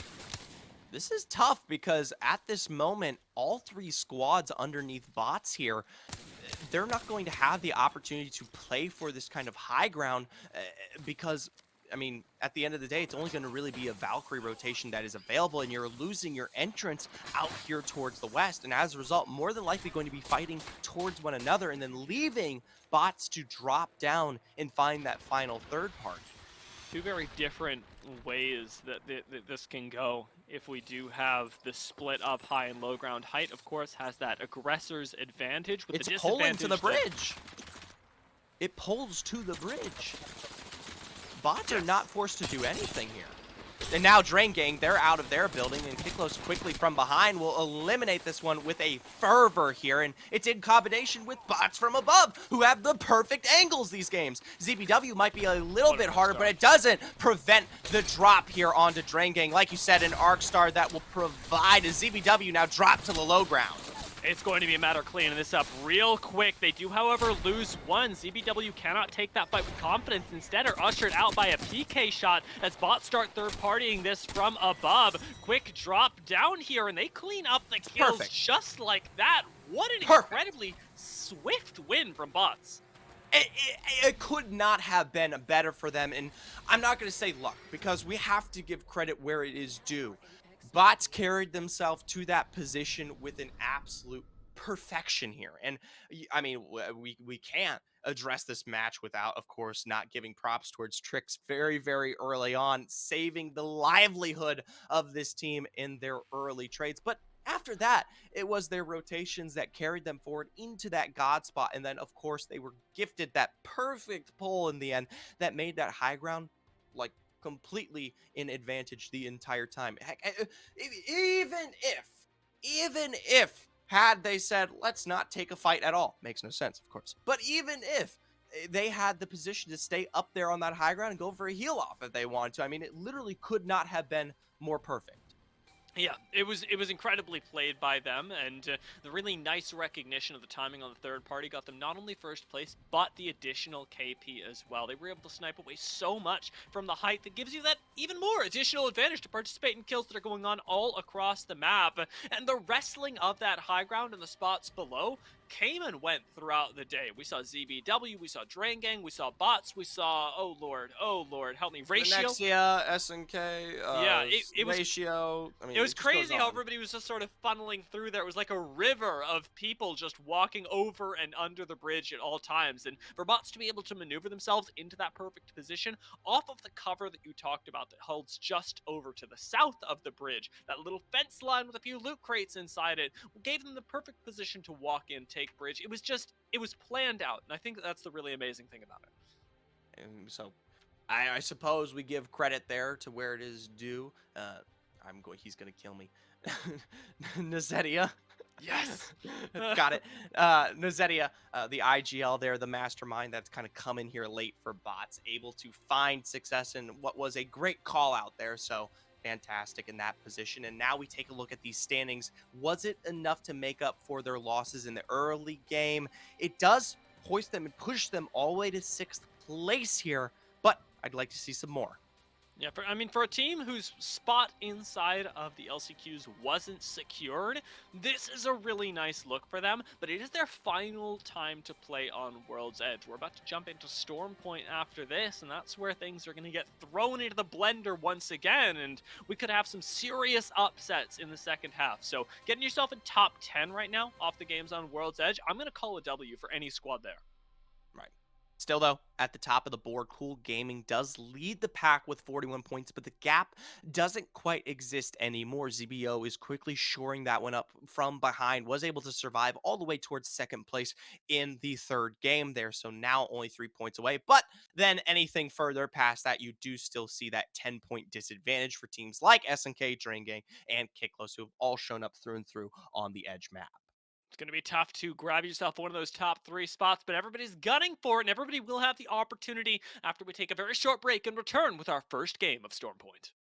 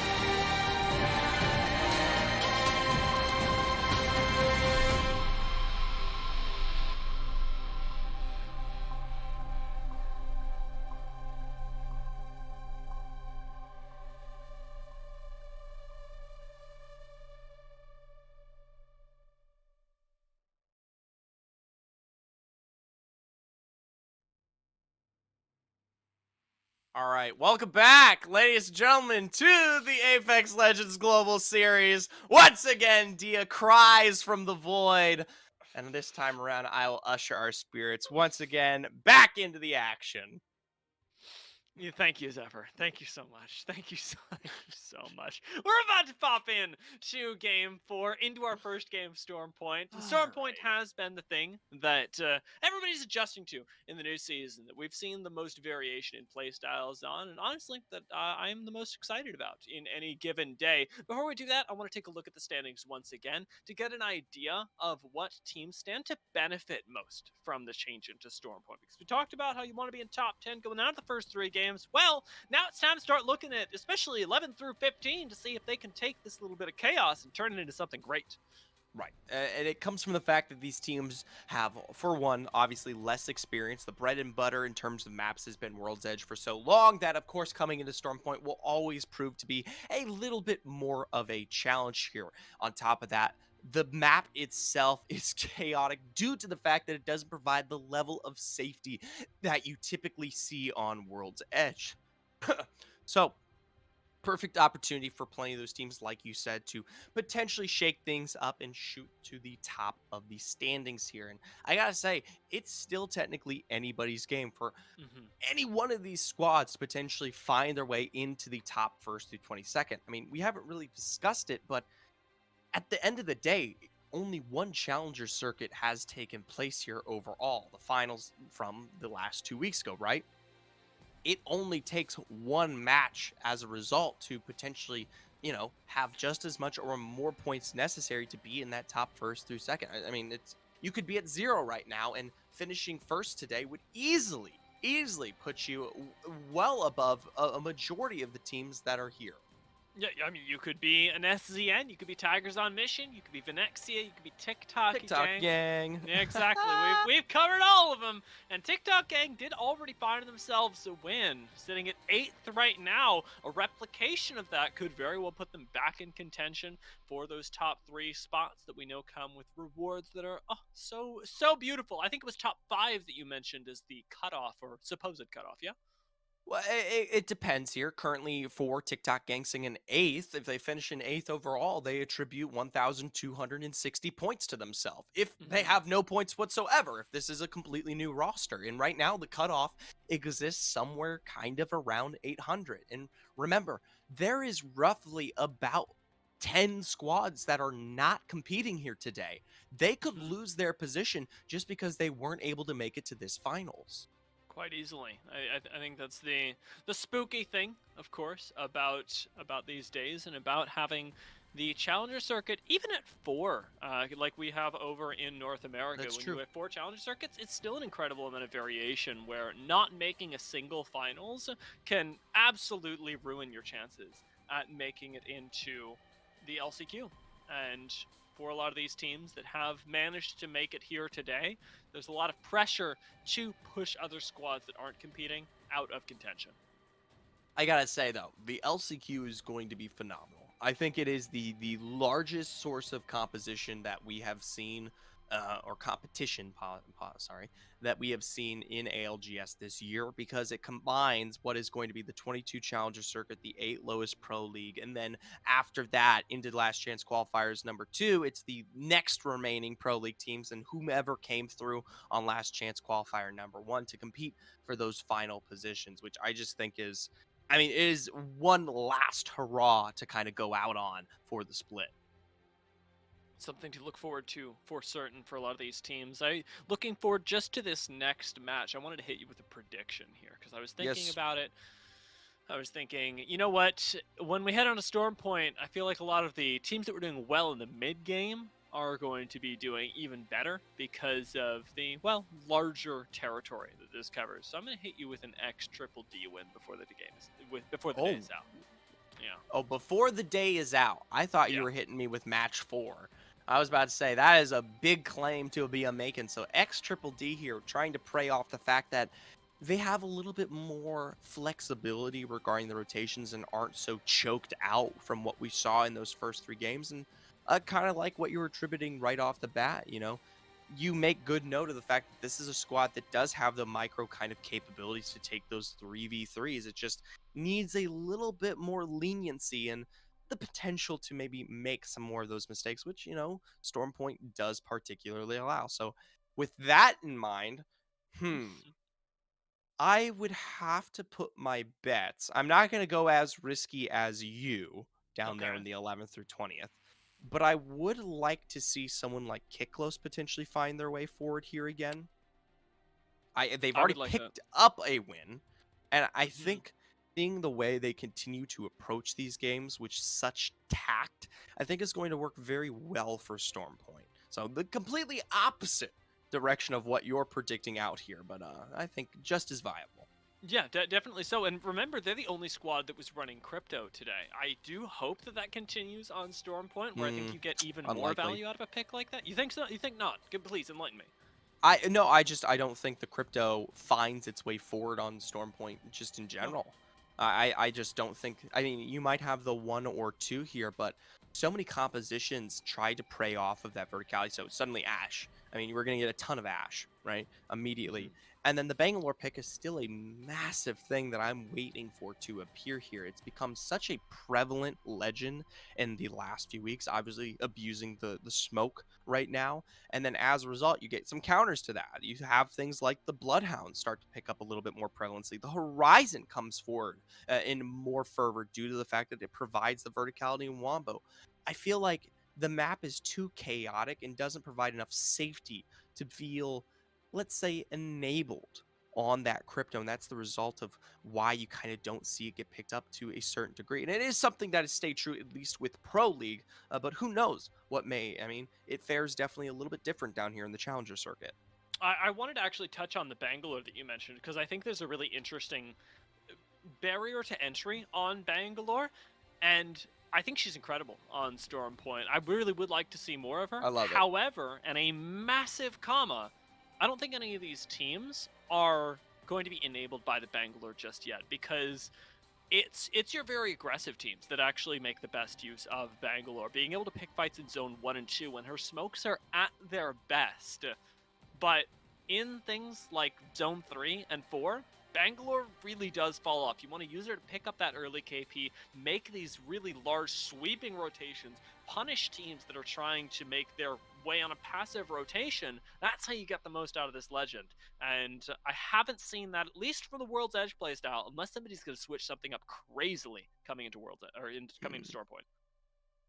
So I will agree with you in terms of the kind of edge sort of general team aggression that you do Mhm. seem to sense out regarding the Bangalore, especially if it is paired in alike with the Bloodhound, which it does tend to, right, to give it that much more in terms of the sourcing of information when things get a little bit more chaotic regarding the smokes. But even if it doesn't, I think a lot of squads, even in those rounds 3 or 4, will be able to play off of the smoke maybe as a point of confusion that could provide. But either way, the select is out here already Woo! right off the bat.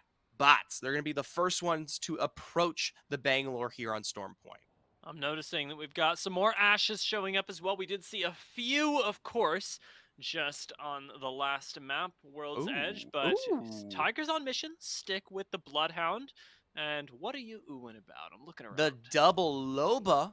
We've got Ratio and X Triple D both pulling out the Loba here going into this match. That's even more so than Bangalore, the only Bangalore currently in existence being the one here on our winners of Game 3 bots. And you'll be happy to know that, yes, there is a singular crypto. Kiklos, they don't drop that one off. They're going to be running this one back again. So sticking to the tried and true for themselves. We love to see them getting that extra bit of data, as beacons are all the more important, especially if you're a team that likes to play just around the edge of zone, but still inside of it. That's something that Kiklos have tried to do on World's Edge. They may very well find more success on now that we're dropping here. But the chaos that we talked about also is something that we have to pay attention to. On World's Edge, we did get, I want to say, maybe one hot drop, but even that was questionable. Teams seemed to be largely in tune with where everybody was going, and a lot of that has to do with the fact that, as you talked about before, these Challenger Circuit teams are getting organized outside a match. Yeah, I mean, I will bring it up once again because I think it is sincerely incredible. Obviously, getting into the Apex scene, you might be surprised. Why don't we see so many initial fights here? Well, the teams truly believe giving everyone the best opportunity possible to try not to kind of troll or int out the games because 50-50s, especially in round one on draft, can be such a toss up. It's much better to approach this one with a confirmed landing. As a result, you tend to see what is the separated POIs all across the map. And now in Challenger Circuit, the EMEA teams have kind of taken it toe to toe with one another to say this is where we are dropping officially, which is something that has completely changed. In Split 1, that was not the case. I mean, we would see time and time again plenty of squads drop within the first few minutes just due to the fact that they didn't know who they were going to be going up against, especially in Challenger Circuit #1 last time. This time around, it's a new map. First time on Stormpoint for these 20 teams. The first time they're all competing against each other. Not a single fight. It's pretty incredible, honestly. Just the change in between splits. We've touched on this before, but with that reduction of RNG, level of competition has continued to rise. We do have a peek at that next ring, and I want to verbally acknowledge it before it goes away, before we start getting into fights. We're going to be pulling over towards Barometer, including a little bit of Antenna Very and nice. Jurassic Park. There's a pretty good chance that this one heads relatively out into the open through the water, and curious about how that'll play out for a lot of our teams that are potentially running Gibby lists, because we already know that that was happening on World's Edge, and I haven't gotten confirmation on whether it's happening on Stormpoint as well, but I suspect it is. Right. And with that being said from Dia, I'm going to acknowledge the ring a little bit telepathically here for a moment Ooh. before it finds its way out from my brain space. I All right. understand. I didn't understand, but now I understand. I was You like, didn't what is he doing? understand, but now you do. Exactly. Nogoja! We tune in with these guys. Definitely one of my more favorite rosters. They have quite a fun story behind them. And I'll tell you what, just a small fun fact Mayborn is ripped. Oh, yeah? Like, or no, What are the not stats Mayborn. No, there? no, no, no, never mind. It's not Mayborn. It's Baza, I believe. I might be Okay. losing my mind, but if Baza is appropriately Sandstorm, which he may not be, they might have made some switches here coming in today regarding the roster. But either way, Sandstorm was the player to play through semifinals with them for quite some time. That dude's ripped. He not Okay. only picks up dubs in Apex, but he also picks up dubs on the grind set. Man lifts hecka weights, and he sent me pictures of himself. He's oh my god, oh my god, oh my god. I don't think we can say that on broadcast. I don't think that's appropriate. They No, were but they were they were tasteful. tasteful picture. That's good. That's good. I'm happy. I'm happy to know. I hope these allegations are true and that we do have a real monster in the gym No, with us seriously, he on this World's dude Edge. is bodybuilding. Not like regular like I lift weights. I mean like trying to be the Arnold of Apex, you know? I can see it now. You getting pictures on your phone and going, "Oh my god, what is occurring in Challenger Circuit?" Well, we'll have to wait and see because what is occurring is currently taking place here in Command Center, just far away there, taking advantage of that one zip line in the middle. Cool Gaming miss out on the squad just ahead of them here, and maybe they'll hear this one out from above, given the relocation of what is that kind of pseudo balloon. But for now, nothing too relevant, as most of these teams are going to be actually a lot slower than what we saw on World's Edge. The map just being a little bit too big in comparison, right? I say too big. I mean, yeah, to each their Bigger. own in terms of their opinion, but yes, it is simply just bigger. Yeah, our little Pog champs, though, have managed to crest most of the map, actually landing on top right now, and I do wonder whether they take this fight. Skynade not going to find any purchase on them, but they don't actually get access to second floor and are going to have to settle for first as they're getting climbed on and aren't going to rejoin the squad. Mixed gets inside just barely. Bubble, I believe, still available, but they're expending a lot of resources and with very little ammunition left to work with, being relegated underneath at this point. Not what they had hoped for, valking all the way into Barometer. And now X Triple D also arrives here. TikTok Gang, that's the squad who was on the second floor defending for quite some time here, but now, just across from them in this building, this kind of little bit of the other area, just to the left of where we see Chaos right now, is X Triple D, who are still currently holding on, albeit not currently threatening. You can actually spot them there down in the bottom left of your screen right now. Most of these teams, though, I assume going to kind of go for that gentleman's agreement at this point, not really willing to take the fight because you know there's the official third party already potentially underway. Also, This is good. also, also Venexia, apparently. There you go. Thank We'll you. just get even more, even more people partying in here. This is a zone prediction that's going to be relatively common among these teams. Oh, Nade not going to quite make its way in, unfortunately. Still going to blow out the door, though. TikTok gang will have the opportunity to go back and harass, and something they are going to want to do, because sitting on double whites right now, their play last time they won a game was to be in zone all the way until the end game and then take the fights. The more effective HP you have, of course, the better. So TikTok gang, any poke really is going to benefit them massively, as Chaos has done absolutely zero damage so far and needs at least 150 to get to that next evolution of the blue.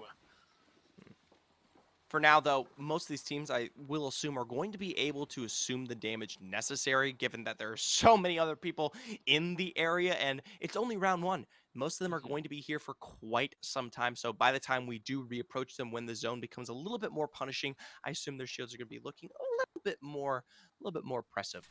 We tune in, though, here on the very edge of Jurassic Park. Kiklos just trying to fight their way in. Cross, oh, actually almost made short work of that one. The Wraith forced to find their way towards the void. Can they make it towards the door, though? Just Ooh. barely. Did they not find that? Is Limek and the Drain Gang crew. Bubble going down, of course, after the crypto EMP is going to give Limek a lot more safety as 7 holds down the door.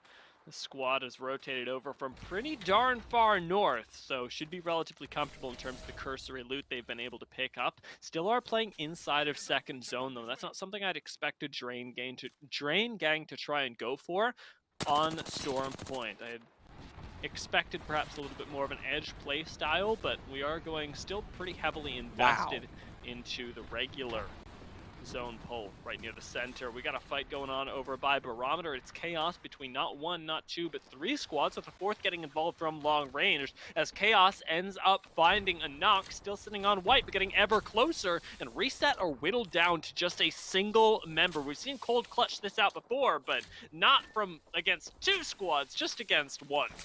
Mind you, it's 4 squads in the area still, so it's a little bit of a stacked deck here for Cold if they want to pull this one off, but just getting the banners would be a feat of its own, not even trying to provide anything more than that. Granted, does have the Valkyrie, does have the extra kind of mobility to potentially make that one work, but as we pull back, as we have this nice view from above Barometer, you can already see how much of a feat that will have to be.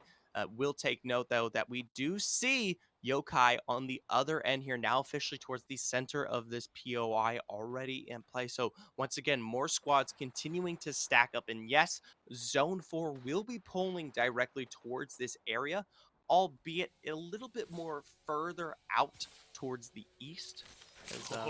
Oh, yeah, this is what I like. Don't think bots have been spotted just yet. Schrodinger's Jack could make quick work of the squad, actually finding the Valk ult going off. They aren't going to get any knocks, unfortunately, but a very interesting rat play going down. I like that bots are trying to pick fights, because it is what we said Bangalore is best at, even if they don't get the fight here. Right. That'll be Hey I'm Styles and Crew and Friends, the Nico pairing here that exists from SNK. They will be at least finding their way out kind of towards what will be that kind of lower Cascades area potentially. Whether we see bots fall through, I don't think is going to happen.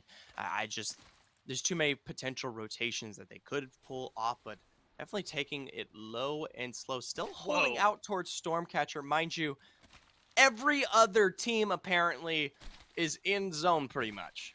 This is kind of crazy. This pull, though, is even crazier. Look at where the zone is going, and look at where so many teams predicted it to go. Nobody's holding up by antenna. Nobody's even rotating that way. Everybody looked at this and went, it's ending right on the northern peninsula of Barometer. We've all got buildings there, and we're going to see likely some To the Skies taken off, because Valkyrie is going to be using a lot of those cooldowns to get every team inside to a better position, hopefully inside of a ring with very, very little cover. I was about to say, better position. Which ones even exist there? Half of the ring is encompassed by water, right? And who knows? I'd love to see Trident play kind of pull into action here when teams tend to utilize or abuse that vehicle, but there is still 20 squads alive here. Going into the close of Zone 2, we still even have Reset, the single ratting member. We take a look, though, more appropriately towards where this zone will finish. Tigers on a mission here. Sabi from Slappers, as well as my favorites, of course, Noko Ja and the Ripped Gang themselves in the building there just across the water. TikTok gang end up being our first squad out on Storm Point. We say a mournful goodbye to them as Mournful. Zone Close is going to do a little bit of that as well. Tigers on mission, though, as you illustrated earlier, are the ones that likely rolled the best for this end zone. There's another bubble building over towards Jurassic that you could try and rely on, but you're the ones with the most safety over here. Tigers on mission, especially with that Bloodhound, are going to be really deadly in close range combat, and close range is where people are going to have to get if they want to challenge this. I like SMG here. They're defending what is this kind of choke on the opposite end of this circle. They are punished in response. This is Michi here from, I believe that is ZBW. Does find the knock, but they don't have the entire safety to go for the full push. A lot of those ordnance is constantly pressuring them out. It allows them to at least get the revive there onto France. Oh, Kiklos, not too far behind. EMP is available as well. So SMG find themselves in an increasingly deadly spot on the map. Spider caves are going to be where they hold up for now, and thankfully, I will say, Zephyr, they've been mostly cleared out. Our little pog champs are gonna have to pull off a res as well. I'm not even joking. I hate looking at it. Anyways, it looks like Oh, goodbye. Mixed will be fully eliminated here from the little pog champs roster. I'll leave one member left standing to potentially wrap this one out. Elsewise, SMG, though, they are successful in their take of this tunnel. Reminder, though, that there is Piccolo still alive somewhere, not too far away. I actually, okay, wow, that is a lot. It's safe. Fun fact, that's like maybe the second time I've ever seen them. Oh, that's crazy. How was it? Not even, I know. No, it's okay. No. I'll continue with the close your eyes stuff. I appreciate that. That's pretty good. Yeah. Kick close for the most part, though. They've kept their eyes wide open. Interestingly enough, not using the drone to try and get any more information, and actually played that fight relatively passively for what they knew was going down over on the low ground. Instead, choosing to hold over by Jurassic, and you've got to imagine that they're playing for a rotation through Jurassic if they're doing this. Oh my lord, Valk ult and Ash ult SMG are in here like swimwear. Mythos gets taken down by that caustic gas and a Peacekeeper to the face though, and it's just up to Zypar to try and stabilize. Bubble goes down to give him a little bit more safety. Mastiff in his hands, hopefully going to put out enough close range threat. Nah. We've got a res going off, and it's in the caustic gas. It can't actually contest it until this med kit goes off. There it is. Knock instantly comes through. PK once again going to be whipped out by a frag from downtown. Helps Kiklos. Holy moly, they finally got involved, and they save SMG. They're not even pushing. This is the perfect opportunity for them to come in, take away this building, have some options, and yet the pacing is still reigning supreme here. You can see, though, the Ash ultimate, it finally is on top of this building with the EMP under tow here. They need to work their way inside through the window. The dome, though, will prevent them from getting the initial shots they want with the door broken, though. They finally foot their way into the second floor to start looking for the cracks that are necessary. A Gibby dome out in response, but the drop will still fall in from the outside. Hoppy Droem is able to finish off the rest of the SMG crew. Oh my lord, they almost lost out on those kills. They took their sweet time, but Kiklos right on the edge of the reset going off. Finally end up finding the kills. They expend the Ash ult to do it and make their rotation in towards this next zone even harder. Cool Gaming in the meantime have just sort of silently been reduced to one member. YOLO, the last one left, not inside of the zone, and this is round 3, mind you, so it's time to book it because round 3 does not play games. The banner actually quite a ways away there for Cool Gaming, so Yolu not going to be able to pick that one up. As a result, going to be forced to rat, much akin to most of these other squads. But still, Dia, as we have round 3 closed out here with the chokes that do present themselves and the crazy the crazy zone that we're having here, there are still 17 squads that have managed to survive. What we expected regarding that kind of Western rotation on Barometer, it just, nothing. Ooh. Whoa! Woo, lordy! Another arc star to be sent flying forward. His charge rifle is causing a few problems, but oh my lord, this guy is cracked. Holy moly! There goes Cool Gaming, I guess. My god. Ooh, I like what I'm seeing on the feed there. It looks like bots starting to pick up a few kills of their own. That's on to Little Pog Champs, another one of our rosters that I don't know if they were a full 3-man. Still though, right now, looking at this zone, it pulls directly towards this choke at the entrance of Jurassic Park, but more importantly, in front of it towards this dome, of course, where you currently see SZN hold up here. They're in that god spot that will provide primarily here for the majority of this game, and not too far off is SNK as well here as Patty and friends from Space Pigeons. And else that is done has been popping off right now. I didn't realize it, but we have taken some serious inspiration from basketball into this game. Knock is going to go off. I can't tell if that was canceled. I'm pretty sure it was. I'm pretty sure that Tigers on Mission have just gotten absolutely dunked by this defensive bombardment. And as I say it, they end up going out. Bots do fire their weapons, but I don't think they landed. That was just abilities. Hey, it's part of the game. It might as well work to your favor here. That's crazy. Now, bots, I like this. They're on a defensive kind of chokehold here, trying to gatekeep any of those that still exist towards the south, which I'm willing to bet you is more than just 1 or 2 squads here, given what we saw from Barometer fairly early on, but they'll have to hold true. Looks like Kiklos not as successful as their rotation in from the west. They will be eliminated from the XDD squad. SNK, in the meantime, been playing this tree for God knows how long, and have got to be running low on the meds right now because they were the ones eating the arc stars, eating the frags, eating the shots.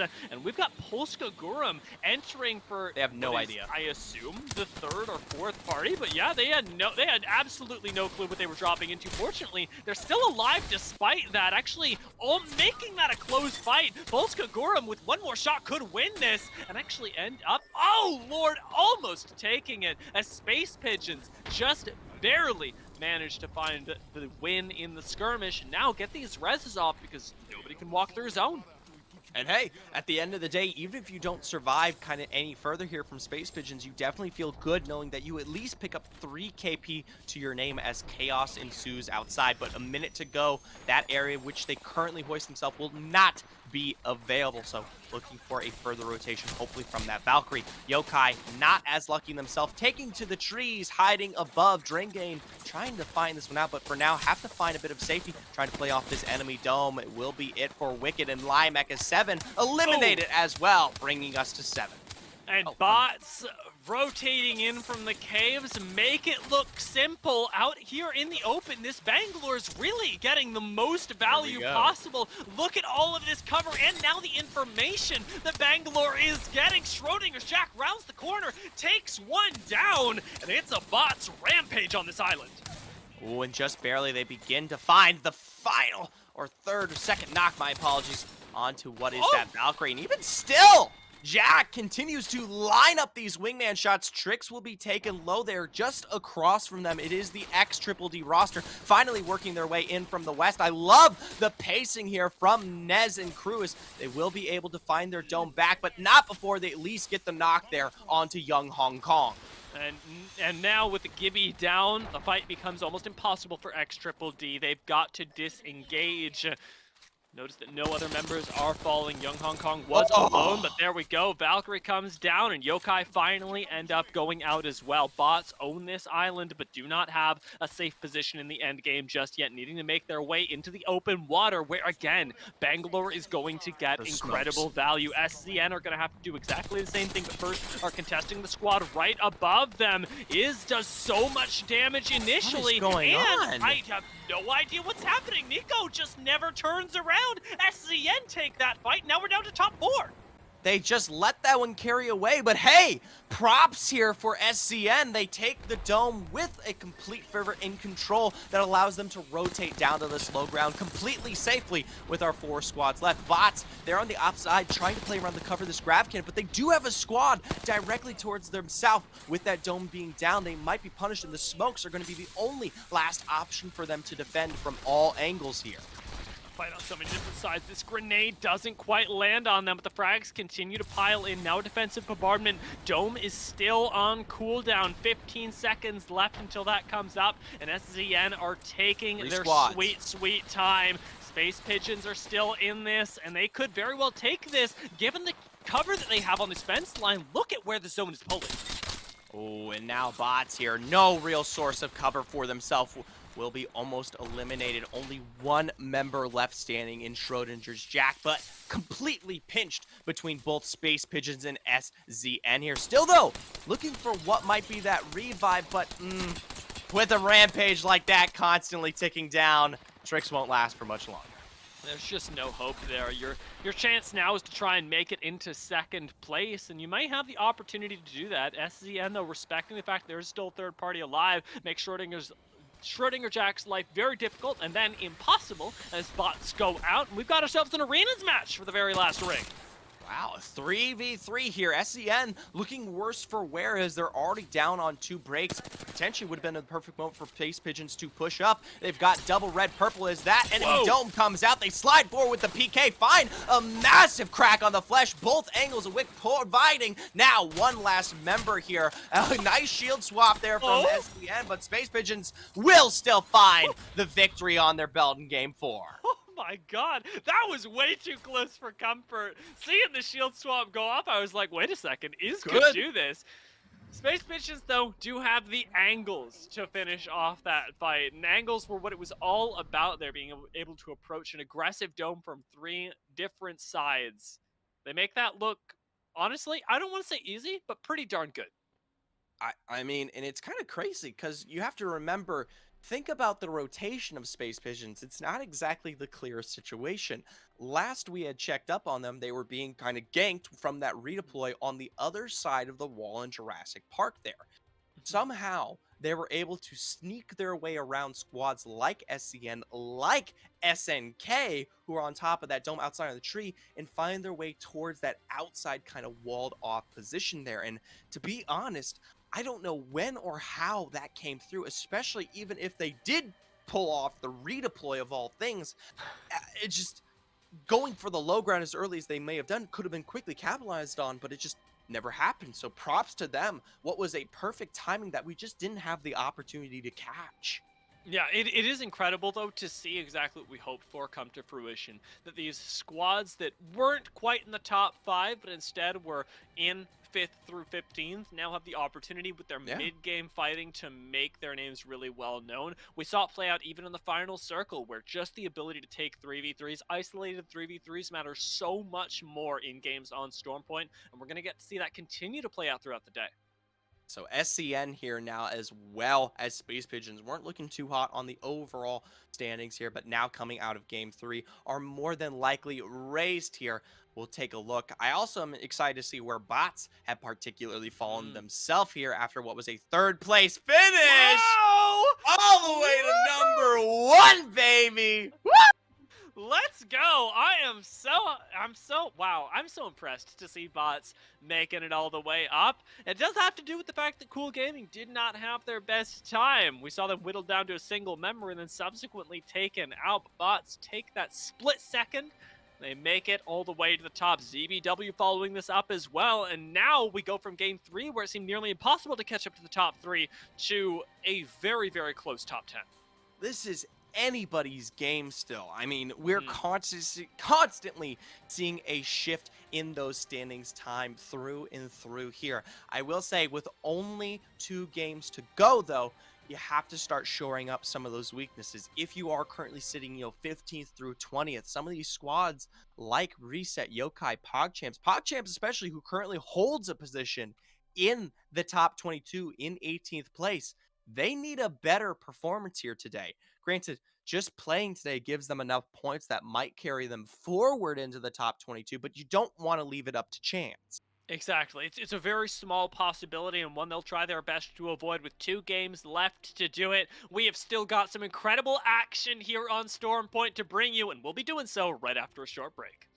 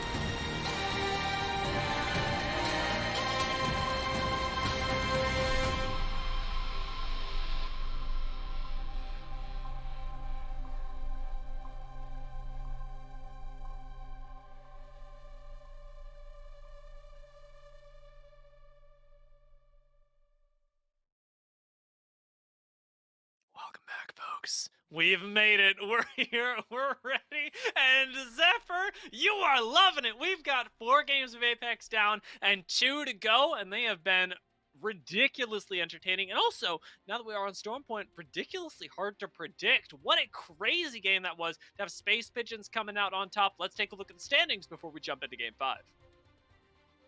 I swear to God, if you tickle my ear like that ever again, I don't know what I'll do to you. Anyways, match day standings, of course, going into our final 2 games of the day. Before we left you off, we talked about plenty of teams, but most notably bots. After a nice 3rd place position in our last game, now are in 1st overall with 43 points. No real gap has formed as of yet, but definitely a good place to be, especially for a squad that has, one, switched to a whole new member regarding roster now, one with basically 0 to nothing points, as well as plenty of ways to go, currently sitting in 26th overall. Quick appreciation as well to our squad that made it into 2nd place, but not in the overall standings. Just last game, SZN had the game of their, well, tournament. It was an incredible one to have Izadon popping off in the mid game as well, with frags, with shots, taking them to almost an end game victory. SZN were on the precipice of taking this game, but Space Pigeons whipped that one away, finding themselves at 8th place. Now they've got the chance to double down on it, and I'm still waiting for my X Triple D win. All right, well, you've got 2 more games to go to find the X Triple D. 1D down, 2 more potentially. We'll see if they pick this one up. Once again, I want to see if anyone switches up some of the choices here. And I already like that PogChamps have seen the results of last game and have opted to utilize the Bangalore as well. Mixed here. Picking that one up for this crew. We'll see if anyone else potentially is now influenced from Game 4. And oh my god, they got the Bloodhound as well. So they're going for both the Bangalore and the counter Bangalore. The Ash, this is a very, very aggressive composition from our little PogChamps. And I am curious as to whether they'll be able to find the fights to back up a position like the one they put themselves in from Legend Select, because if they're not fighting, they're not winning. This is not a long range to back up a position like the one they put themselves in from Legend Select, because if they're not fighting, they're not winning. This is not a long range comp. This is one that is in your face very quickly and takes you down with full information, leaving you blind and wondering what on earth happened. Smoke go burr. Oh, we make our way back towards...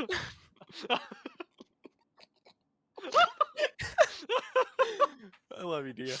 All right, we're back, folks. It's true. I mean, Schrodinger's Jack. You remember in the final, not final ring, the second to last ring when they were walking up on the island and he just smoked and was like, yeah. We're basically behind cover. That was so crazy. Well, I told you, it's not just like an early game. Like, obviously, we saw bots try to take advantage of it out by Stormcatcher, right? But it also provides such a confusing entity, you know? Like, when no one else has a source of information like a Bloodhound, like a Seer, maybe even the redeploy, the smoke is so oppressive. And especially in moments like that, it truly shines. You don't have cover. No one does, though, right? And the smoke becomes even a non-physical source of it that went on to put bots in 3rd place into that match, even though, I mean, what they had was abysmal. It was in between 2 squads right on top of the gravity cannon. I mean, that couldn't have been any worse. Poppy, oh my god, we gotta find him. We gotta find him. Get close. Where? They could have a member taken down, and there he is. Oh my lord, already saying goodbye to the crypto. There was a fight sniffed out, but it wasn't quite fast enough. Out comes the Rampage to try and reassert Kicklos's dominance. They've already lost 2 members, and they're gonna lose a 3rd. They're gonna be leaving us in 20th place. SZN here feeling really good after that last match. One of their best performances of the day, now carrying forward with the same amount of energy, already finding our first elimination much quicker than anything we had seen coming out of Game 4 there. Granted, not much loot to behold right off the drop, but hey, I'll take a 50-50 like that. That's still 3 KP to put on the board, especially for a squad with roughly 0 points here on the overall standings here for Challenger Circuit. Super smart way to take it as well. They find an isolated member. You could tell that all of Kiklos weren't quite on the same page, and you've eliminated one of the main sources of upsets later on with that crypto being able to reset willy-nilly as we find ourselves getting some nice bits of shield inside of Spider Caves just off to the south end of Mill. We'll have some serious loot to come up on once we end up exiting and making our way through what we can expect to be Cenote. We do have an inkling of the zone pull. It is going to be all the way once again out towards the southeast here. Granted, this one encompasses a lot more of what is actually there, that being Shipfall as well as that Gale Station. And actually, with that second zone there on the board, we get a full coverage of both of those POIs here. And I actually love when we see zone finishes out here in particular, specifically towards either Gale Station or that kind of buildings out in front of Shipfall. A lot of the kind of low ground that exists in the final moments. I love how teams tend to approach it kind of late due to the fact that it's much better to play kind of out towards these hills, these chokes that provide a little bit more verticality, especially if you're kind of more edge play based.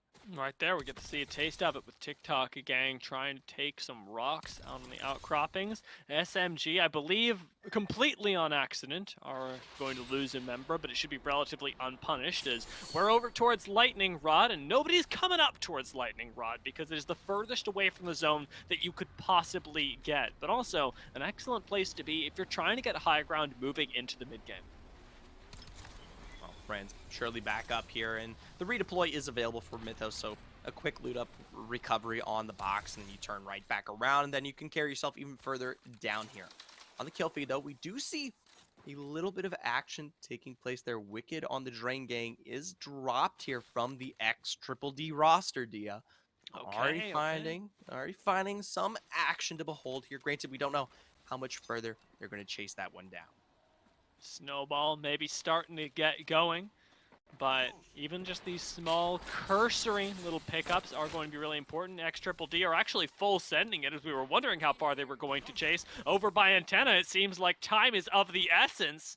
Constantly looking for these next kills, thinking about dropping down onto the low ground, and that could be really risky, so I like they hold off on it, instead taking the kill that they got, settling for the X Triple D victory, even no matter how small it may be, and leaving Limek down here in the middle of I it. don't know. Are they going to go for it?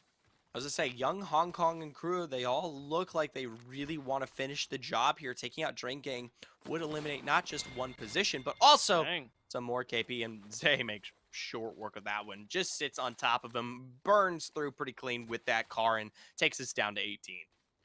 Take some height as well to make this a little bit safer. I like seeing that. In the meantime, SZN, the kill feed, were crippled momentarily, having lost Izadon, and I'm wondering whether they'll get the chance to get him back in the game. If not, we could see a seriously different mid-game than we had last time, with how crucial this member was in propping up what was ultimately an amazing performance from SZN. Meantime, X Triple D will have the time of their lives looting up, and we've got our very own Trident plays going off over in the south. This one is a place that you should find largely uncontested, and an instant Valcult to get them that little bit further in towards the ring. It's going to be an interesting play. I wonder what the choice behind this was. Well, I can tell you, the Trident rotation down through the south there is definitely far more dangerous than going for the strict redeploy.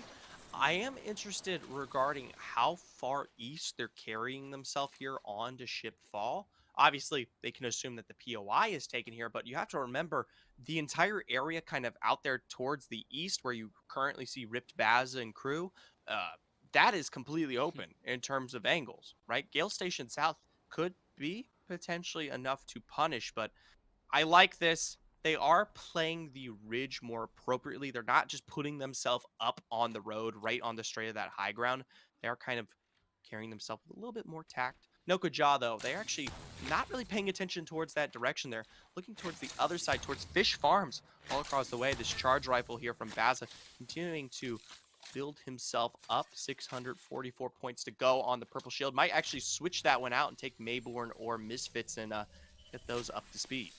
Thinking about it for the moment, there it is, Yep. just like you called it. It's a lot easier to get value out of farming up a blue shield. The extra 25 HP on the red not really going to matter as much. Rolling Thunder comes through in the middle of the map, however, as Cool Gaming were involved in a very brief fight. Little PogChamps now pushing out a squad that is Valk ult over them. They are still looking for fights, of course, as this is the squad, the composition, nay, that we said did really want to find some early prey. They do have the ability to scan beacon as well. So if they do hold this spot, which I wouldn't entirely mind, they'll have a little bit of extra information after zone ends up closing in about 40 seconds.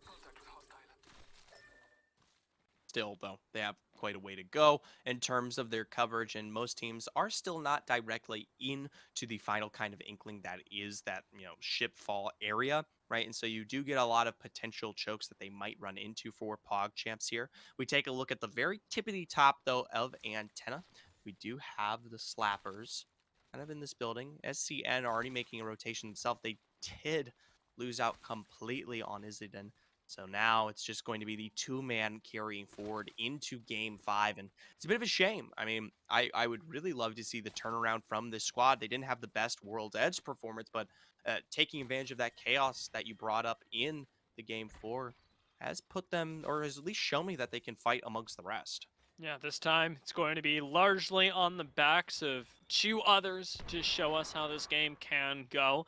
The expected pull should have a lot of troops, a lot of folks filing through where SZN are currently rotating in Antenna. It should become a relatively clogged place for a lot of squads rotating in from the north that we've seen over in places like Thunderwatch. But with 1, 2, 3, Oh, I want to wow. say 5 squads already inside the next zone, this is pulling significantly further south than a lot of teams This is would crazy. expect. And if you've managed to get that next beacon scan, you are at a massive advantage in terms of your late game positioning. This is such an odd kind of finish here, and I have to give credit at least towards Ratio, right? I mean, they're in one of the better positions here. You're not playing off the low ground of ship fall, and you're not really in the crevices that exist, as most squads will have to kind of come down from the northern end into that valley where you have teams like ZBW and the rest in that little small unnamed village, and then back up towards where this zone will start to close out here. So for now, definitely a whole lot of safety under their belt, as well as the ripped crew out towards the right. They're doing just as well. Everyone else, though, still not quite in the final of positions regarding Zone 2 on its close. Still most working their way through at least Antenna or even Jurassic Park, still kind of carrying out there from the west. Slappers in the center of Antenna have spotted Cool Gaming off to the side, I believe. Cool Gaming have been playing really interestingly on Stormpoint, doing a lot more crouch walking, but knowing that they're spotted out will force a reposition pretty darn quickly. I don't think they'll end up using the Valk ult, but there is the possibility for it if they don't want to run through the open ground. Sitting on blues, they could take this fight. They could even chill here, because we've seen squads do this before, where they just tank up whatever nades you can throw at them and say, well, you're not going to push us now, are you? We've got a very, very safe spot behind this tree. I brought it up earlier on, playing edge towards this southern zone can be particularly good because you're one of those last squads that gets the opportunity to play the slight kind of height advantage. I mean, this is as hilly as it gets. I mean, it is up and down, and you'll have to watch and see how most of these squads approach what is that kind of separation of verticality that exists here. So for Cool Gaming, they are finally going to kind of pull the trigger regarding the rotation. They want to play the building on the very southern end of Antenna there. Wow. SMG crew, I mean, I get it. I mean, they've got to play for what will be this zone. They have it in their mind, but they already know that most of Shipfall isn't in the best of positions. But playing off a cover like this, I mean, that is risky. It is a terrible spot, like just absolutely bottom tier position, but it's the one place that they had left, right? And to pull out a comeback, even a good position from here, would be absolutely insane. SMG aren't taking that much punish either, as yeah, they've gotten a few ticks here and there, but in large part, they're not the focus of any one squad because nobody is seeing them as a really crucial threat right now. They're seeing them as an eventuality of kills they'll be able to pick up. If SMG can turn that around, it's going to be a miracle. most of these squads now kind of having to contest what will be the rotation in, right?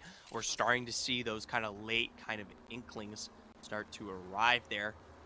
You've got Yokai just on the very edge of the zone. They are going to lose out on those buildings, those little bits of cover that do provide here, and they're going to be forced to fight, directly into reset. And curious to see how they're going to try to pull this one off. They might play around the back end of that gravity can, use that as cover, or any bits of these little fixtures that just kind of happen to exist. I mean, that's what you've got to work with out here.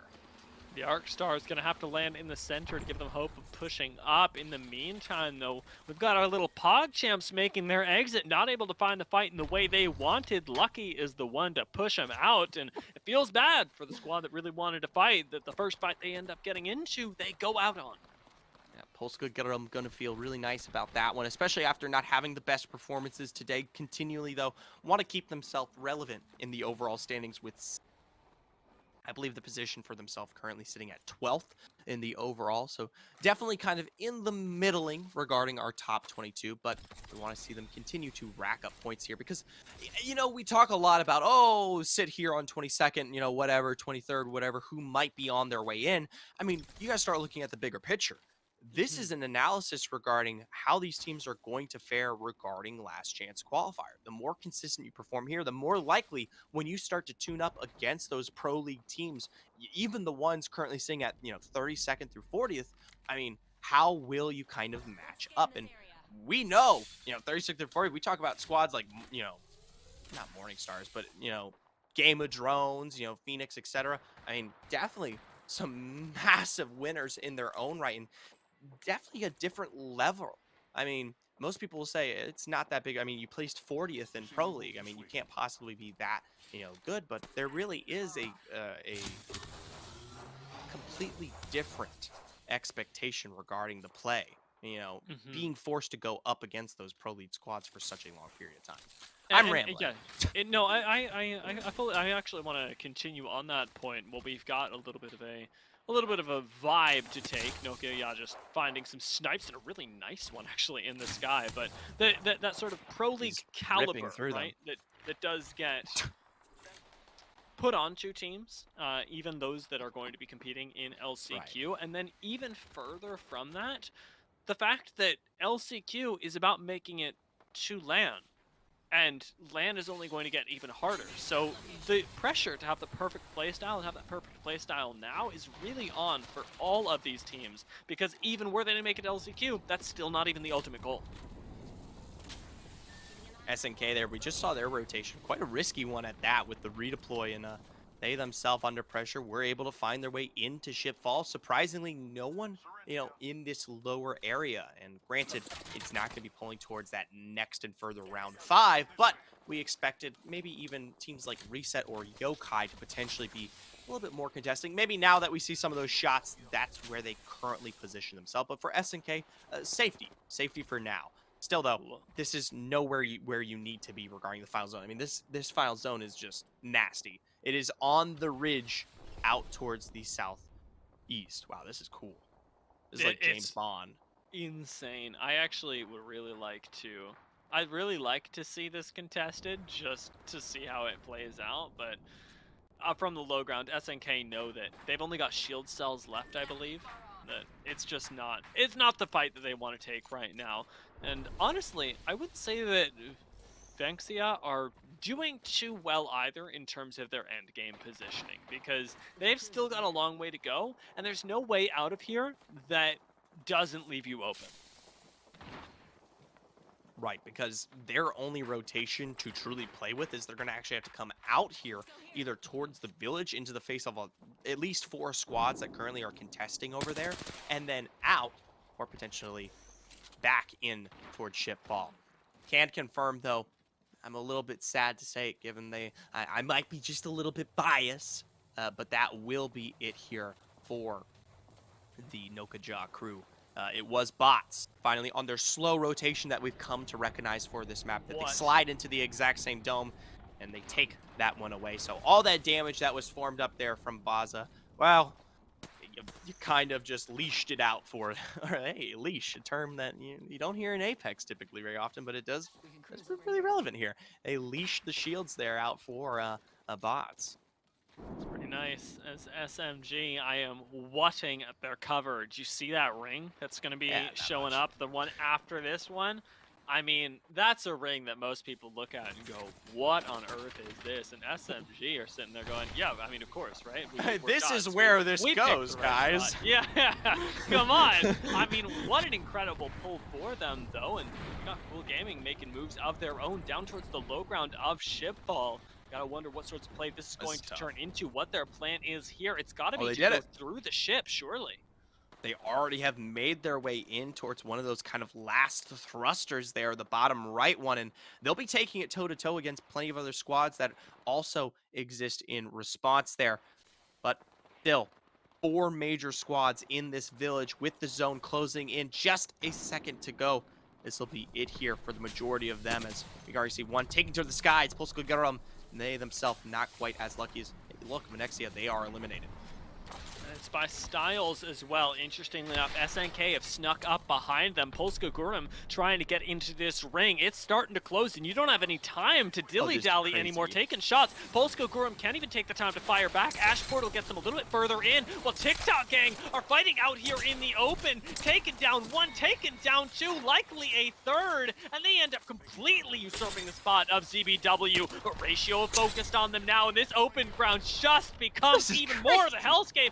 Ratio so much cover to work with. What a spot for Ratio, especially with the Loba on their back. They'll be able to constantly heal up, find safety, utilize that Black Market Boutique, but it is potentially that at the disadvantage of ordinances there. But still, with a defensive bombardment like that, it gives them the opportunity to either find rotation or continue to press their very unique advantage. Credit to them. A little bit of damage comes through from the defensive bombardment, but Ratio cannot give up their position to finish off this squad. Instead, it's bots that are giving up some of their position to try and do the very same thing. It's a 2 versus 3 up on this high ground, and there goes the smoke. There it is, letting bots push up so ridiculously easily and likely take out the remainder of Reset. Cold takes to the skies for a little bit more data, but gets eaten with a Peacekeeper shot just as he comes down. Eccentrix finds that last one, but the squad isn't eliminated just yet. One race stands between them. Schrodinger's Jack on a single digit of HP, but bots somehow survive. 5 kills for Eccentrix in this game as well. A fantastic performance from them, but more to be had here. Cool Gaming, they made their way out of Shipfall and now are picking up more from themselves. That'll be it for Tigers on a mission, but now they have to defend against the little high ground that exists. They pull back towards the ridge here, but they still will use Yolu in the process, bringing him down to a 2-man, and he will be full eliminated. They don't have much left to work with.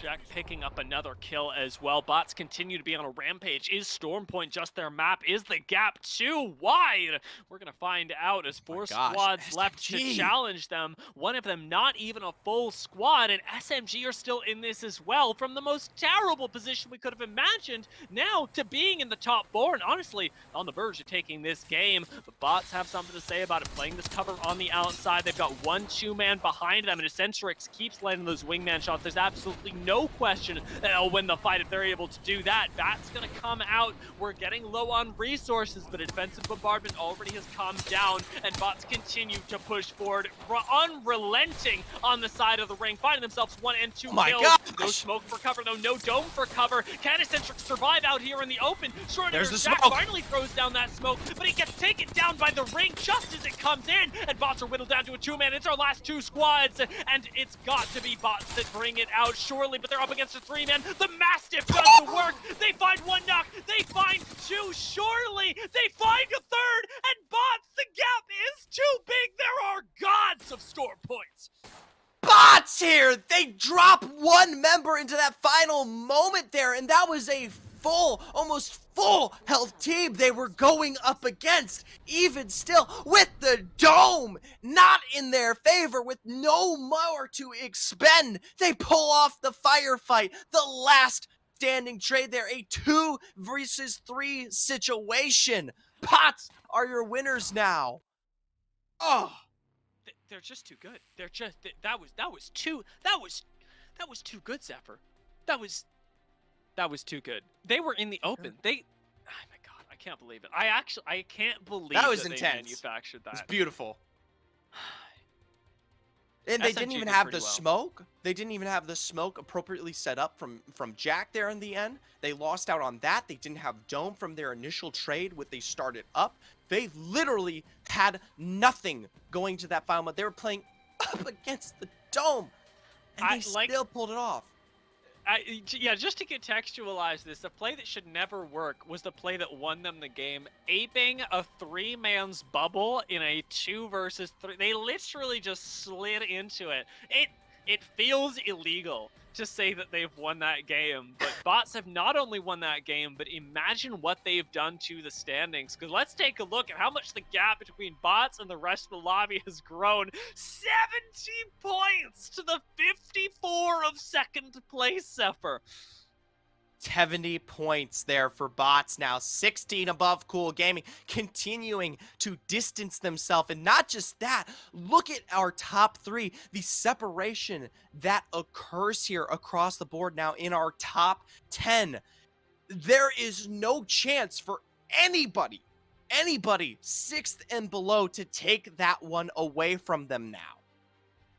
It is insane to be looking at this and going, bots have not only won 2 games today, but had 2 incredibly consistent performances on Storm Point. This is the level that we were talking about, and it's actually the best game that we could have possibly discussed it. When we were talking about LCQs, and we were talking about Pro League, it's teams like bots right now that have their playstyle dialed in for Storm Point that really can succeed. And I'm looking forward to seeing who else has that, who can tango with the bots at the top, because right now that game left them in a league of their own, but we know from past games that teams like Space Pigeons, for example, can very well find their way to a victory. With that being said here, we're going to be taking this one towards a break. When we come back, the final game here of Challenger Circuit for the EMEA region. You won't want to miss it.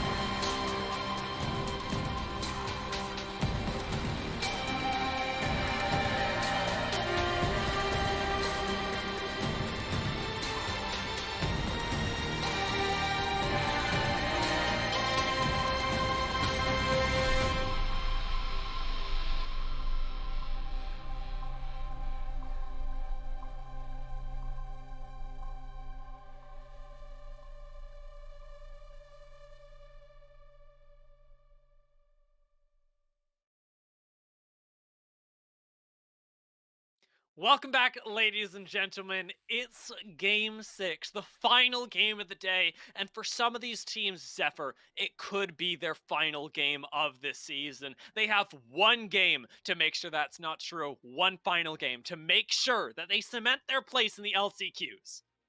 Let's take a look at those standings. We want to update y'all on who potentially stands to risk what Diaz just brought up here. Of course, we've seen a fantastic play from teams like Bots and Cool Gaming, so they're standing more sure, but plenty of rosters like Venexia, Tigers, Little PogChamps who were in it before, Yokai, Reset, SMG, all potentially their last opportunity here as they more than likely do not have enough points coming out of today's performance already.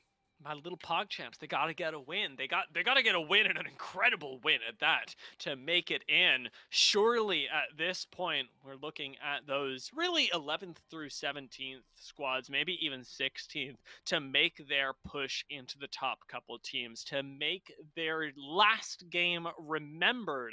Because, well, for some of these teams, that is what they can hope for. We've got a lot of competition here. Volska Gurum hoping for their top spot. And you know what? I went into these last three games thinking we'd get an X Triple D win. I'm still hoping for it, but after Bot's performance last game, I mean, god dang. Yeah, I'll take two orders of a bots win, and then with a slight side order of Nokajaw ripped jokes. But that's it. That's my gist going into game six here. But talking about the overall standings because they do still provide here. Teams like Drain Gang, sitting at 23rd coming into today, right? They might be able to surpass if they continue to perform. Bots, of course, at 26th, feeling more than safe now, but Space Pigeons at 11th, not quite the same for them as we approach character selection one last time. I am really excited for Drain Gang. I think that they've had an underwhelming performance on Storm Point, but they demonstrated a mastery over World's Edge, and I want to see if they can really dial in those fundamentals. We know that this team can play at the highest level. The question is just whether they can really get that going consistently. Because we saw it on World's Edge, but of course LCQs, their entirety of this season is played on not one but two maps. They do need that other half of themselves to really come in before LCQs hit the table. Holy moly, once again, appreciation for the bots who absolutely clutched out that game. One final time, I'm waiting on where the ring will take us. We've had one over by Barometer, one over by Shipfall. I wouldn't mind going a little bit further north, getting some shakeups in where we're rotating to. Yep, had a little bit too much to eat in terms of the southern ends of this map, and we know that there's so much to provide in terms of verticality. So, of course, I'd like to see that, but we are at the behest of the zone every time around. Looking at the general character select, just to kind of wrap that one up, it doesn't look like there was nothing too particular that stood out. Of course, we see the occasional Loba, the occasional Bangalore that's been working super duper well for teams like Bots time and time again. Kiklo's still on top of what is that crypto, trying to make that one work out, but everything else looking fairly standardized, roughly around that Valkyrie, Gibby, and Ash. We continue to live up to the EMEA meme as well of really liking Caustic. Not because everybody's running it, but because anybody's running it. On Storm Point, that's a pick that has mostly just been long and forgotten in other regions, but Caustic here continues to be not only something that's picked up, but something that continues to provide value in the kinds of fights that the EMEA teams end up picking. Checkpoint, it looks like we've got a little bit of a contest going on, though. Perhaps an early drop of a squad. The Zuma manages to heal up. Slappers there not looking to be in the best of situations, but they continue to kind of split apart here. There's definitely a lot more at play regarding the checkpoint area, so definitely won't be placing my bets on it just yet for the action. And zone, as we finally get the opportunity to take a look at it, is pulling directly on top of the Cascade Falls POI. Now, this zone can either finish towards the north there where you get a little bit of a vertical disparity, or it can more likely, or my apologies, not likely, or it can potentially finish down in the POI or out there towards the west where you get that kind of identical building setup, those two little parallel ones that are just on the other side of the cliff's edge. We'll have to wait and see here, but those are the potential three that tend to work out. Yeah, it's tough. It's a tough zone to call, and I'm looking forward to seeing how that plays out with our teams. It's extremely unusual that we get places like this, games like this, and that means that really people are going to be a lot more hesitant to make their way into zone, even though Cascade does have a plethora of buildings that you can try and hold down. Banksia still fighting over checkpoint, however, haven't lost one just yet, though they are trading health pretty darn heavily. I like the position of this Ashe for the moment. A little bit cheesy, perhaps, but dropping down onto the low ground isn't going to risk getting run up on, getting spotted. Instead, looks like a full disengage, perhaps Yep. towards the southern end of checkpoint to continue the loop path and leave slappers on their own up top.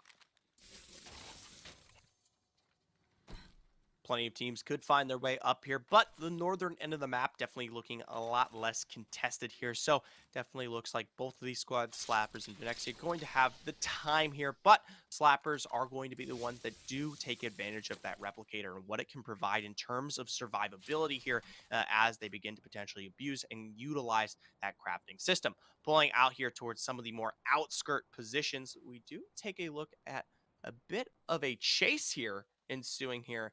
Kumbra and friends from SNK trying to hunt down Firax from Kiklos. They are, What? he's struggling. What's This is a bit happening rough. here? The rest of his team. Why are they doing this? I have no idea what's happening right now. I mean, like I can I see get it. just like everybody else what is literally happening, but it just How? it's so exactly. I don't know how we manufacture the situation. Do you go back around through wall? Can you even get there? Missiles in front, no ult available just yet. Borax is gonna go down, and I mean, of course, Kiklos can't pick him up. SNK get a kill. SNK get a quick kill there, and Kiklos are now a two-man roster because there's little to no way that they're going to be able to recover a banner on the literal almost opposite side of the map, all the way down by the low ground on wall in the valley there. And you have to beg the question, how did Virax get so separated in a situation like that? And for a team like Kiklos, you know, kind of we've been amping up all day long, you know, really talking about the expectations, not of the scripted, but of the squad as a whole here, you know? I mean, they were one of the few to pick up a win earlier today. Do wonder whether they'll even go for the banner or whether the call has just already been made to separate this as far as possible. It's going to be a long journey either way, a long and arduous one, whether it be a literal move down towards the south or whether it's just trying to survive as a two-man in what is already a very chaotic map. We're starting to see people pile into Cascade Falls 3. Nope, 4 squads right now.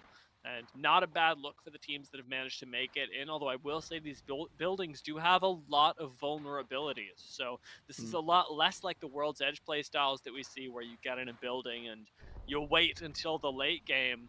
When we go into Cascade Falls, these kinds of zones end up being a lot more about third parties in these buildings than anything else, because skirmishing doesn't really stop once you get inside. I'd be very curious to know who kind of exists on that more southern building, the one where you don't have too many opportunities to kind of fight your way in, but we'll take a look a little bit later on the L-ended building on the opposite side of this one. We have Lil PogChamps. Looks like they're in a bit of a pressurized situation. They're going to break down that door, but they don't quite find the pumps that they wanted in response. As a result, Mixed is actually eliminated there from the inside. Now a two-man roster. Eyes to drop on over to see if he can make some moves of his own. The dome will be forced out as the tack comes through there from Ashe in and out through the edge there. Will be brought back. Has to be careful. There are still 2 members left alive in response there. They'll chase this one down.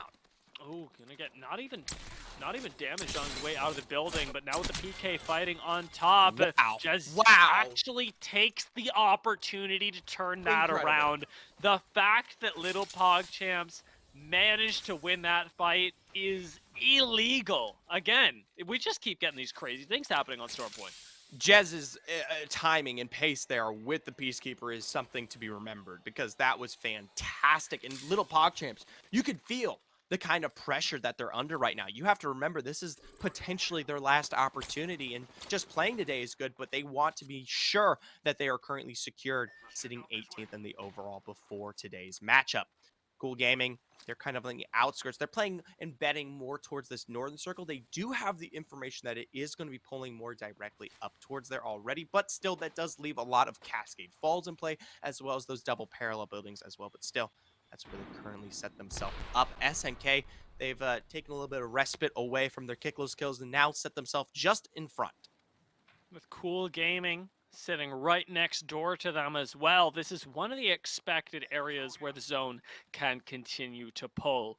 Zone 2 already having revealed itself as being pretty close to here. Unfortunately, no beacon on this building, so Cool Gaming won't know that until the zone starts to depart. And a portal being pulled from them has got to be for a kidnap. It's only got to be aggressive because there's no reason to give this space up otherwise. Portal out there, but unable to find the knock or the kidnap wanted. Yolu taken incredibly low in that trade. See a bit of the value expended, but those missiles don't quite hit from that distance. Cool Gaming, though, they're going to be able to find the reset. That portal was a good attempt, I will say at least. I mean, trying to clear out your backside, I got to give credit for that. Yeah.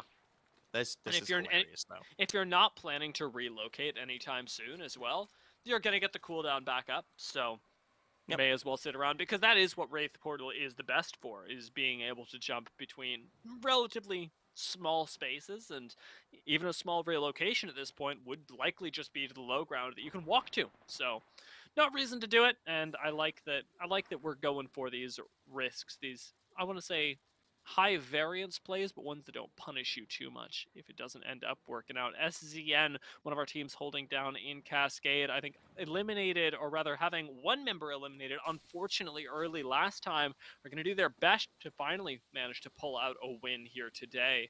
They've already looked really good in our first game on Stormpoint, but didn't quite get the chance to continue that momentum.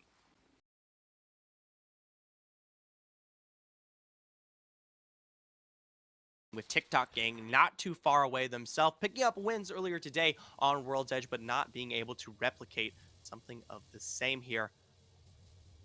Drum still in the zone there, but more than likely safe. We do get the full notion, though, that Furex is not going to be joining us here for the remainder of this game. It definitely was just too far away, so they foregoed what was going to be the trade on that banner. As a result, now they're just going to be taking their time. And I got to say, at least it is the Gibraltar with the crypto going into the final kind of end of this game, right? I mean, that is the most safe that you possibly could be given your current setup. You lose out on the mobility of that Ash for quick rotation, but if you have the opportunity to play things out, right, and sight out what might be the next best route utilizing that crypto Gibby, it's definitely better. It's going to be one that is built for endgame skirmishes as well. With the ability to mess up so many folks and so many bubbles, it opens you up to a lot more ease of third partying. Albeit, Cool Gaming are going to be watching their backs, and there's a chance that we just get this roster dropped before any. Oh wow! As I say it, Cool Gaming know exactly what's going on. That is not an accidental aim. They know exactly where Kiklos are. It's a bit of a shame. I wonder how they were able to spot that one out. Oh, it's the drone. They spotted the drone. Yep. And at the end of the day, there's only one squad that makes moves like that. As a result, there now, Cool Gaming continuing to punish here. We pull into Polska Guram. They're on the chase here, hunting down Noka Job. We do see Baza dropped fairly early on, full thirst. Haven't quite picked up the remaining members, though. But for now, Polska Guram fairly confident in their position towards the south here. Still looking for more. Mayborn and Misfit passing by at the moment. We've actually had Noka being pretty quiet on Stormpoint, and I'm hoping that Polska or them can come out on top and really show us what they're about. However, it seems like it's going to be a choice between the two. Wow. It cannot be both. Nice. Mutually exclusive. Polska Guram and Noka are going to go toe-to-toe, and ultimately Polska take that fight and make it look pretty darn quick, pretty darn easy, only really eliminating 2 members, with a third being a little bit of a question mark. Well, we did see Baza dropped the very beginning of this one approach. That will be it for Noka Jaw. So a bit of a shame. Currently sitting at 60th place with 330 points here. Kind of a median performance across the board today. Remember, the general cutoff going into our matchup was 840, and you have to be finishing at least... Getting to finals is good, and you will be picking up at least the necessary point amount, but we have to, I mean, the problem is we don't know where that bar is being raised. It's 840 prior to today, but with all these teams playing out, the points could continue to accelerate past what might be the, 900 points that Nokajaw now has to their name, and they might not be in it anymore. I feel like 1.2K ish should be the cutoff. I don't know. I don't know if I'm reading that right. I think it's going to be somewhere around there. The problem is about half of the top 20 are not in this lobby today. So you're going to see so many fall out just due to the fact that they don't get the opportunity to accumulate that kind of double-ended notion of points for themselves. So even a squad that finishes 400, 600 with 1,000 points will be better than a squad that placed 20th with, 860, right? Which is crazy, but it is just the truth of the situation. Yeah, it is. Oh lord, Kiklos are in a fight. That's even crazier somehow that they've actually managed to pick a fight. It is still with a full 3-man. Bubble goes out after and a defensive bombardment. So we do have a lot of respect being shown as double defensive bombardment ends up being a reset from both teams. Neither one really wanting to fight this, despite the fact that VNX, I believe, now should know that it is just a 2-man in front of them. Poppy's able to lay down some shots, but just like that, losing a member. Kiklos already crippled, have no further chance to take this fight. Poppy may not even make it out alive, having to round the corner around these rocks. There's no escape in sight, and he gets taken down. 16 squads left, and Kiklos aren't inside him. One of the squads we had higher expectations for today, and were able to find wins for themselves, but just didn't have that kind of pacing for Stormpoint. Now eliminated. Venexia, though, on the other end of this field, needing more than just that, with 0 points on the overall, or at least somewhere at least equivalent, have found at least this knock to hold to their belt. Definitely need a little bit more to carry themselves further here. Granted, one of the furthest squads when we talk about rotation, just slowly starting to find their way through these chokes.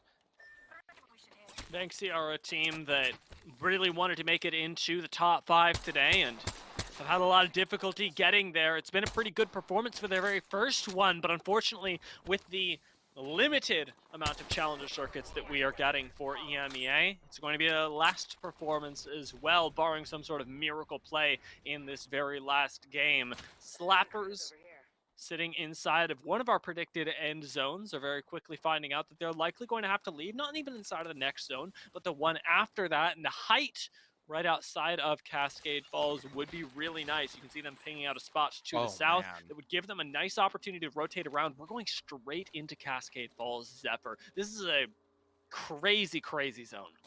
You're going to get at least 6 or 7 squads in the midst of these buildings before the zone even begins to close out here. So it's going to be very interesting to watch. Now bots slow on their rotation once again, but plenty of time to make fights like this happen. The Zedia here to find that first knock, 1 to follow, and maybe more tricks with the back end. They've got one last member looking for the escape, and will find their way out, but bots are happy to pick up another 2 KP. Incredible bubble discipline there as well. Something that a lot of people would have gone, wait, why are you doing this? Determining whether his team needed the second bubble to push in or not. Bots ended up calming that and honestly confidently taking it off the back of a Gibraltar that is clearly very confident in being able to determine the flow of battle between 2 teams. Bubbles are what's up? No, I was just calling Nez a Chad. Yes. I think we can agree, Chad. Thank you. We can do that. Say his name. Does something? Yeah, when somebody does something, we go Chad. Are you pulling a Nez out here? Bots, they got their backs exposed to the rat from the team they almost just eliminated. Care package in their sights, though. Use some Bangalore smokes to go get it. Schrodinger's Jack actually going to do just that, I will say. Oh, wow. A little bit high variance, but we're going to go for it. Dude, if I'm Zuma, I am beaming Jack as he comes back. Oh! If I'm Zuma, I'm hoping that the foliage or whatever Nez and crew are running on their PCs is thick enough to at least make me look like a flower. And I was about to say, Nez ran by that and surprisingly, we didn't quite pick it, but the rest of his team on the rotation finally spotted that one out there. So for a second, I almost thought he ran up to Voma, and they just sat there together and went, "This is it, bud." That would be fun. That would be Challenger Circuit Gaming. Real exciting stuff there. Holy moly. Next ring also inside of Cascade Falls. It does leave bots with quite a bit of ground to cover, but they're going to be able to play on the outside of all this chaos and are already starting to pick and choose the fights that they want. Mixed is in their sights, spotted down there with the rest of our little Pog champs, and it's going to be difficult for them to make it into ring with bots looking down at them. Polska Gurun playing the low ground out here are going to have to take this zip line up to what I can only imagine is certain death. I have to be fairly careful here. They could still technically No play one for is that there? low ground just on the very edge, but that's just as risky. Now towards the skies here, Ratio trying to find a drop into the middle of Cascade Falls. They take themselves to the wheel for now, but definitely have to find themselves a happy home sometime soon. Is that playable? I was going to say, is that Oob? I don't know if that is actually Oob. I think you might be able to play that. Yeah. Oh my god. It's that is not playable. Oh my god, that's so crazy. Absolutely cracked spot for Ratio right now. It's actually really difficult to shoot them with the slats here. They did throw down the dome for a little bit of ability to poke down onto the low ground, but they holy moly are dropping now. They want these kills. They know they're the only ones up on top of the mill. Oh my god. What an insane course of events. Feels bad for Cool Gaming.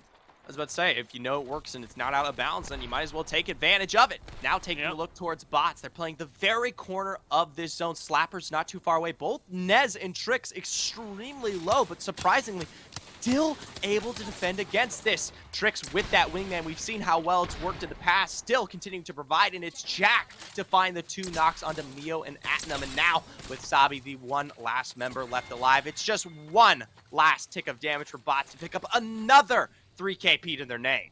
It's just too many threats to keep track of when you've got to worry about the smoke that's already clouding your vision, the extreme close-up fighting prowess from Nizetia, and the wingman shots from Trix. It's so good. It's absolutely no question in my mind why they're able to do what they do on Storm Point. 6 kills already for that squad.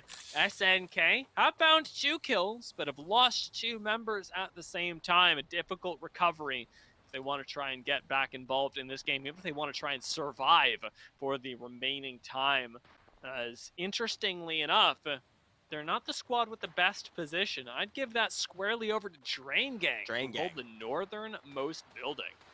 Drain Gang is uniquely very skilled at kind of finding those god spots. This is another time around that we've seen this one take place. You're going to see that rotation come through from XDD, and Drain Gang is going to quickly capitalize upon it. They're going to say, this is our building, and we're going to make sure that you know it's true. We don't want anyone hold up on our first floor. So they find that initial knock, and with that dome down now, ooh, a little bit of a block on the Gibby there. Doesn't quite get the Mastiff off as a result. Still, though, trying to peek around this corner, make sure they don't get that revive.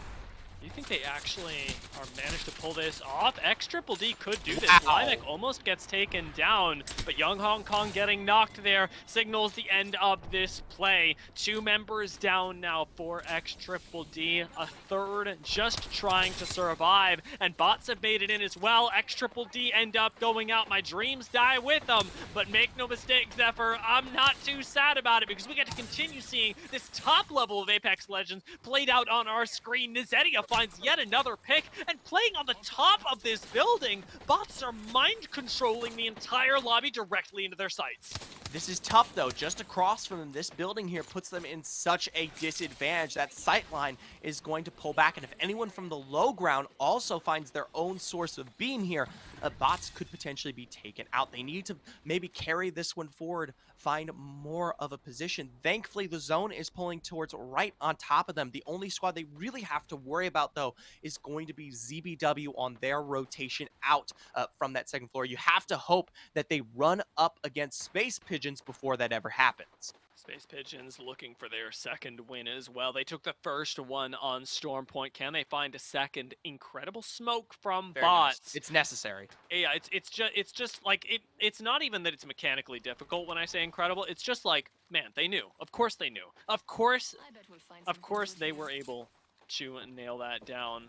Drain Gang, though, are struggling for I their like Drain own Gang. way in. They do Yeah, not have that do it. Wraith for the close repositions. It's literally just the Loba that can do that for free. Oh, Finding an off baller. angle, though, really good for them. Space Pigeons start to deal some damage to Limek, forcing the Loba to retreat onto the low ground, and now the Arcs are causing some complications as well. Drain Gang are not out of the woods, not by a long shot, but they do have a little bit of safety here, burning down the door. It's more of a war of attrition that they hope for, as 8 squads remain, and they want to be in those top 4. For bots here, they on the ops end, they give us a perfect sightline. They continue to rain down. What is that smoke? We do see Nezetia did drop the full defensive bombardment. There is a squad that now sits upon or above them here on the floor of that building. And still, even throughout the smoke there, of course, with the digi sight from Nezetia, able to find the cracks necessary as now underneath, chaos ensues. SZN likely going to go out. Son of the last one left alive. Reloads that 99 and tries to tear through a Gibby that is just a little bit too much. TikTok Gang survive with 1 member, and bots can't even pay attention to what's going on down there because there's an all-out war happening on the other side. This building, everyone is being forced out of. Everyone's jumping around They still on have the roof. cover. We've got Space Pigeons on the other side waiting for their chance to third party, but being hemmed this is in crazy. by the ring. They can't make it out. Wicked jumps down, lays down the bubble, but it's bots that have the highest of high grounds. But they're about to lose it. Double defensive bombardment down here, and the inside of this building now going to start to tick out. Drain Gang on the outside. They still had to defend against their backside, but it's bots who get launched upon here by a single member. It is Patty. Nezetia will be dropped. Your Gibraltar, your safety no longer in play. He's got 4 squads left here. Trix will be forced to drop. Only a second left to go. Has to take to the skies as Jack will provide confusion with the smoke below here. Drain Gang are out. It's just 2 members left. Eccentrix might be able to do it, but he Oh. can't. He just can't pull off the Peacekeeper shot. Ratio take the W in what was a split second of time that they had to do so. What an insane finish to today's matches. 6 squads left alive there on the final close. Not even the beginning or even the middle, just right at the very end. You still had a competitive range here, and that's what Cascade Falls brings you. So many buildings, so much safety allowed, and as a result, such a chaotic finish. Holy like it was literally any of those 6 squads could have found the win as well. Imagine bots with Nezetia alive. They have the dome down, or at least they can pressure with some onto that low ground and find what might be the knocks necessary onto Ratio, so that when you finally had the descent right there from Trix, maybe they could have pulled it off. But still, though, you have to give credit to where it is due. Congratulations towards Ratio. They were able to sustain and find victory throughout the chaos of that all. I believe they were inside the building that you saw where bots were on the top, and there kind of came out a little bit later and played off of most of the damage that was already procured there.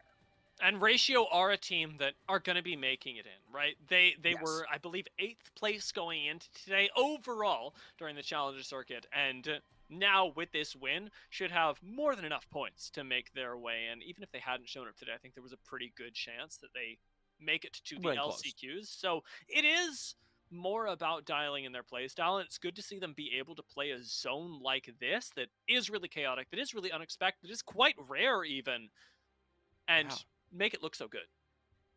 Well, all that being said, let's take a look at our standings after that 6th game here. Bots, wow.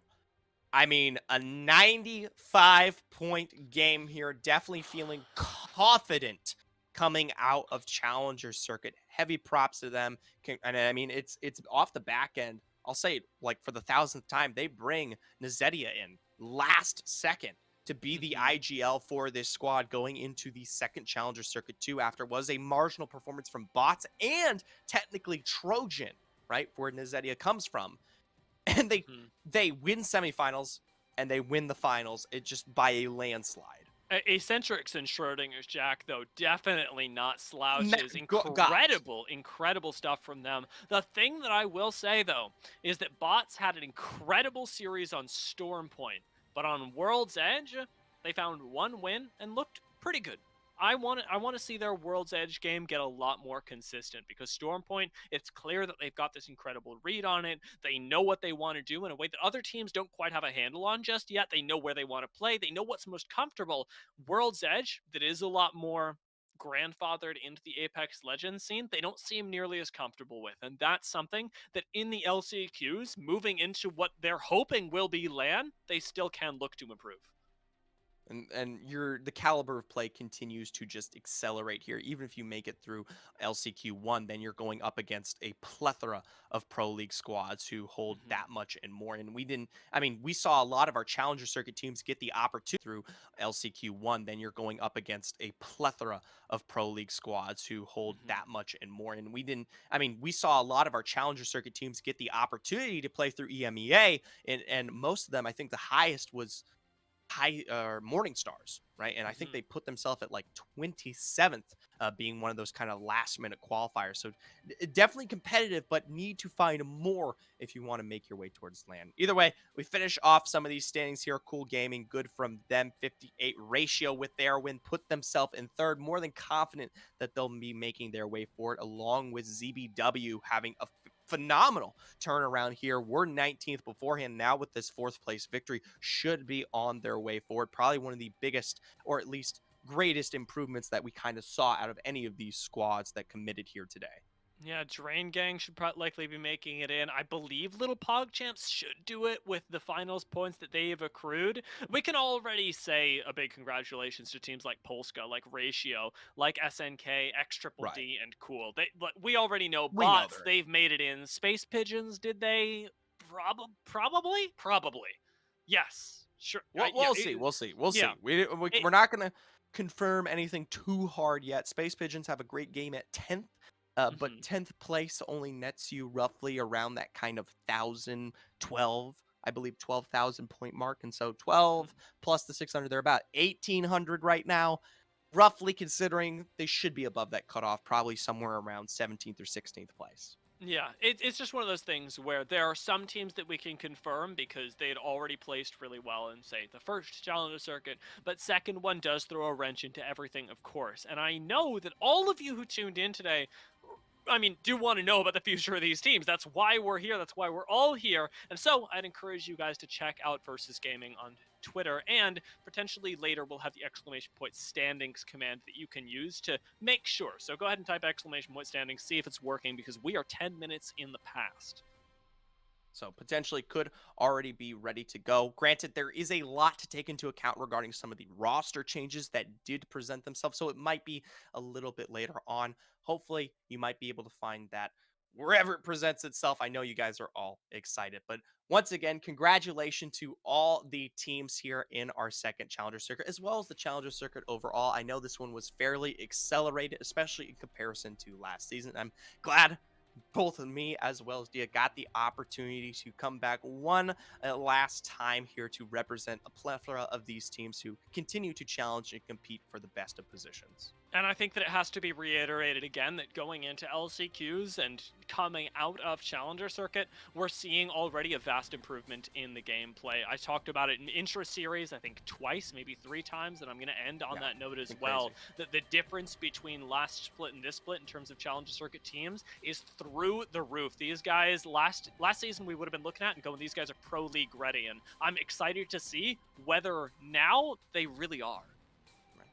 If you want to consider supporting not just us, but also Versus, check out the website. They host a plethora of tournaments, especially for the EMEA region, where you can compete not only yourself, but up against a lot of the pros or challenger circuit teams that you even saw here today. And of course, if you like what you saw from both myself and Dia, consider giving a follow down below to where you currently see our Twitter handles and signals. More than likely, we will be back covering plethora of action regarding the LCQs. Yeah, we still got LCQs to go, and that's going to be really exciting stuff. That's where eliminations are going to be crisp and clean. So be sure to tune in for those in this coming weekend. But for today, for the Challenger Circuit, that's going to be all from me and Zephyr. It's been a joy to cast these teams. Thank you to them for providing us with some excellent games. Thank you to production for behind the scenes. Thank you, Zephyr, for casting, and thank you all of you for tuning in. And we'll catch you next time.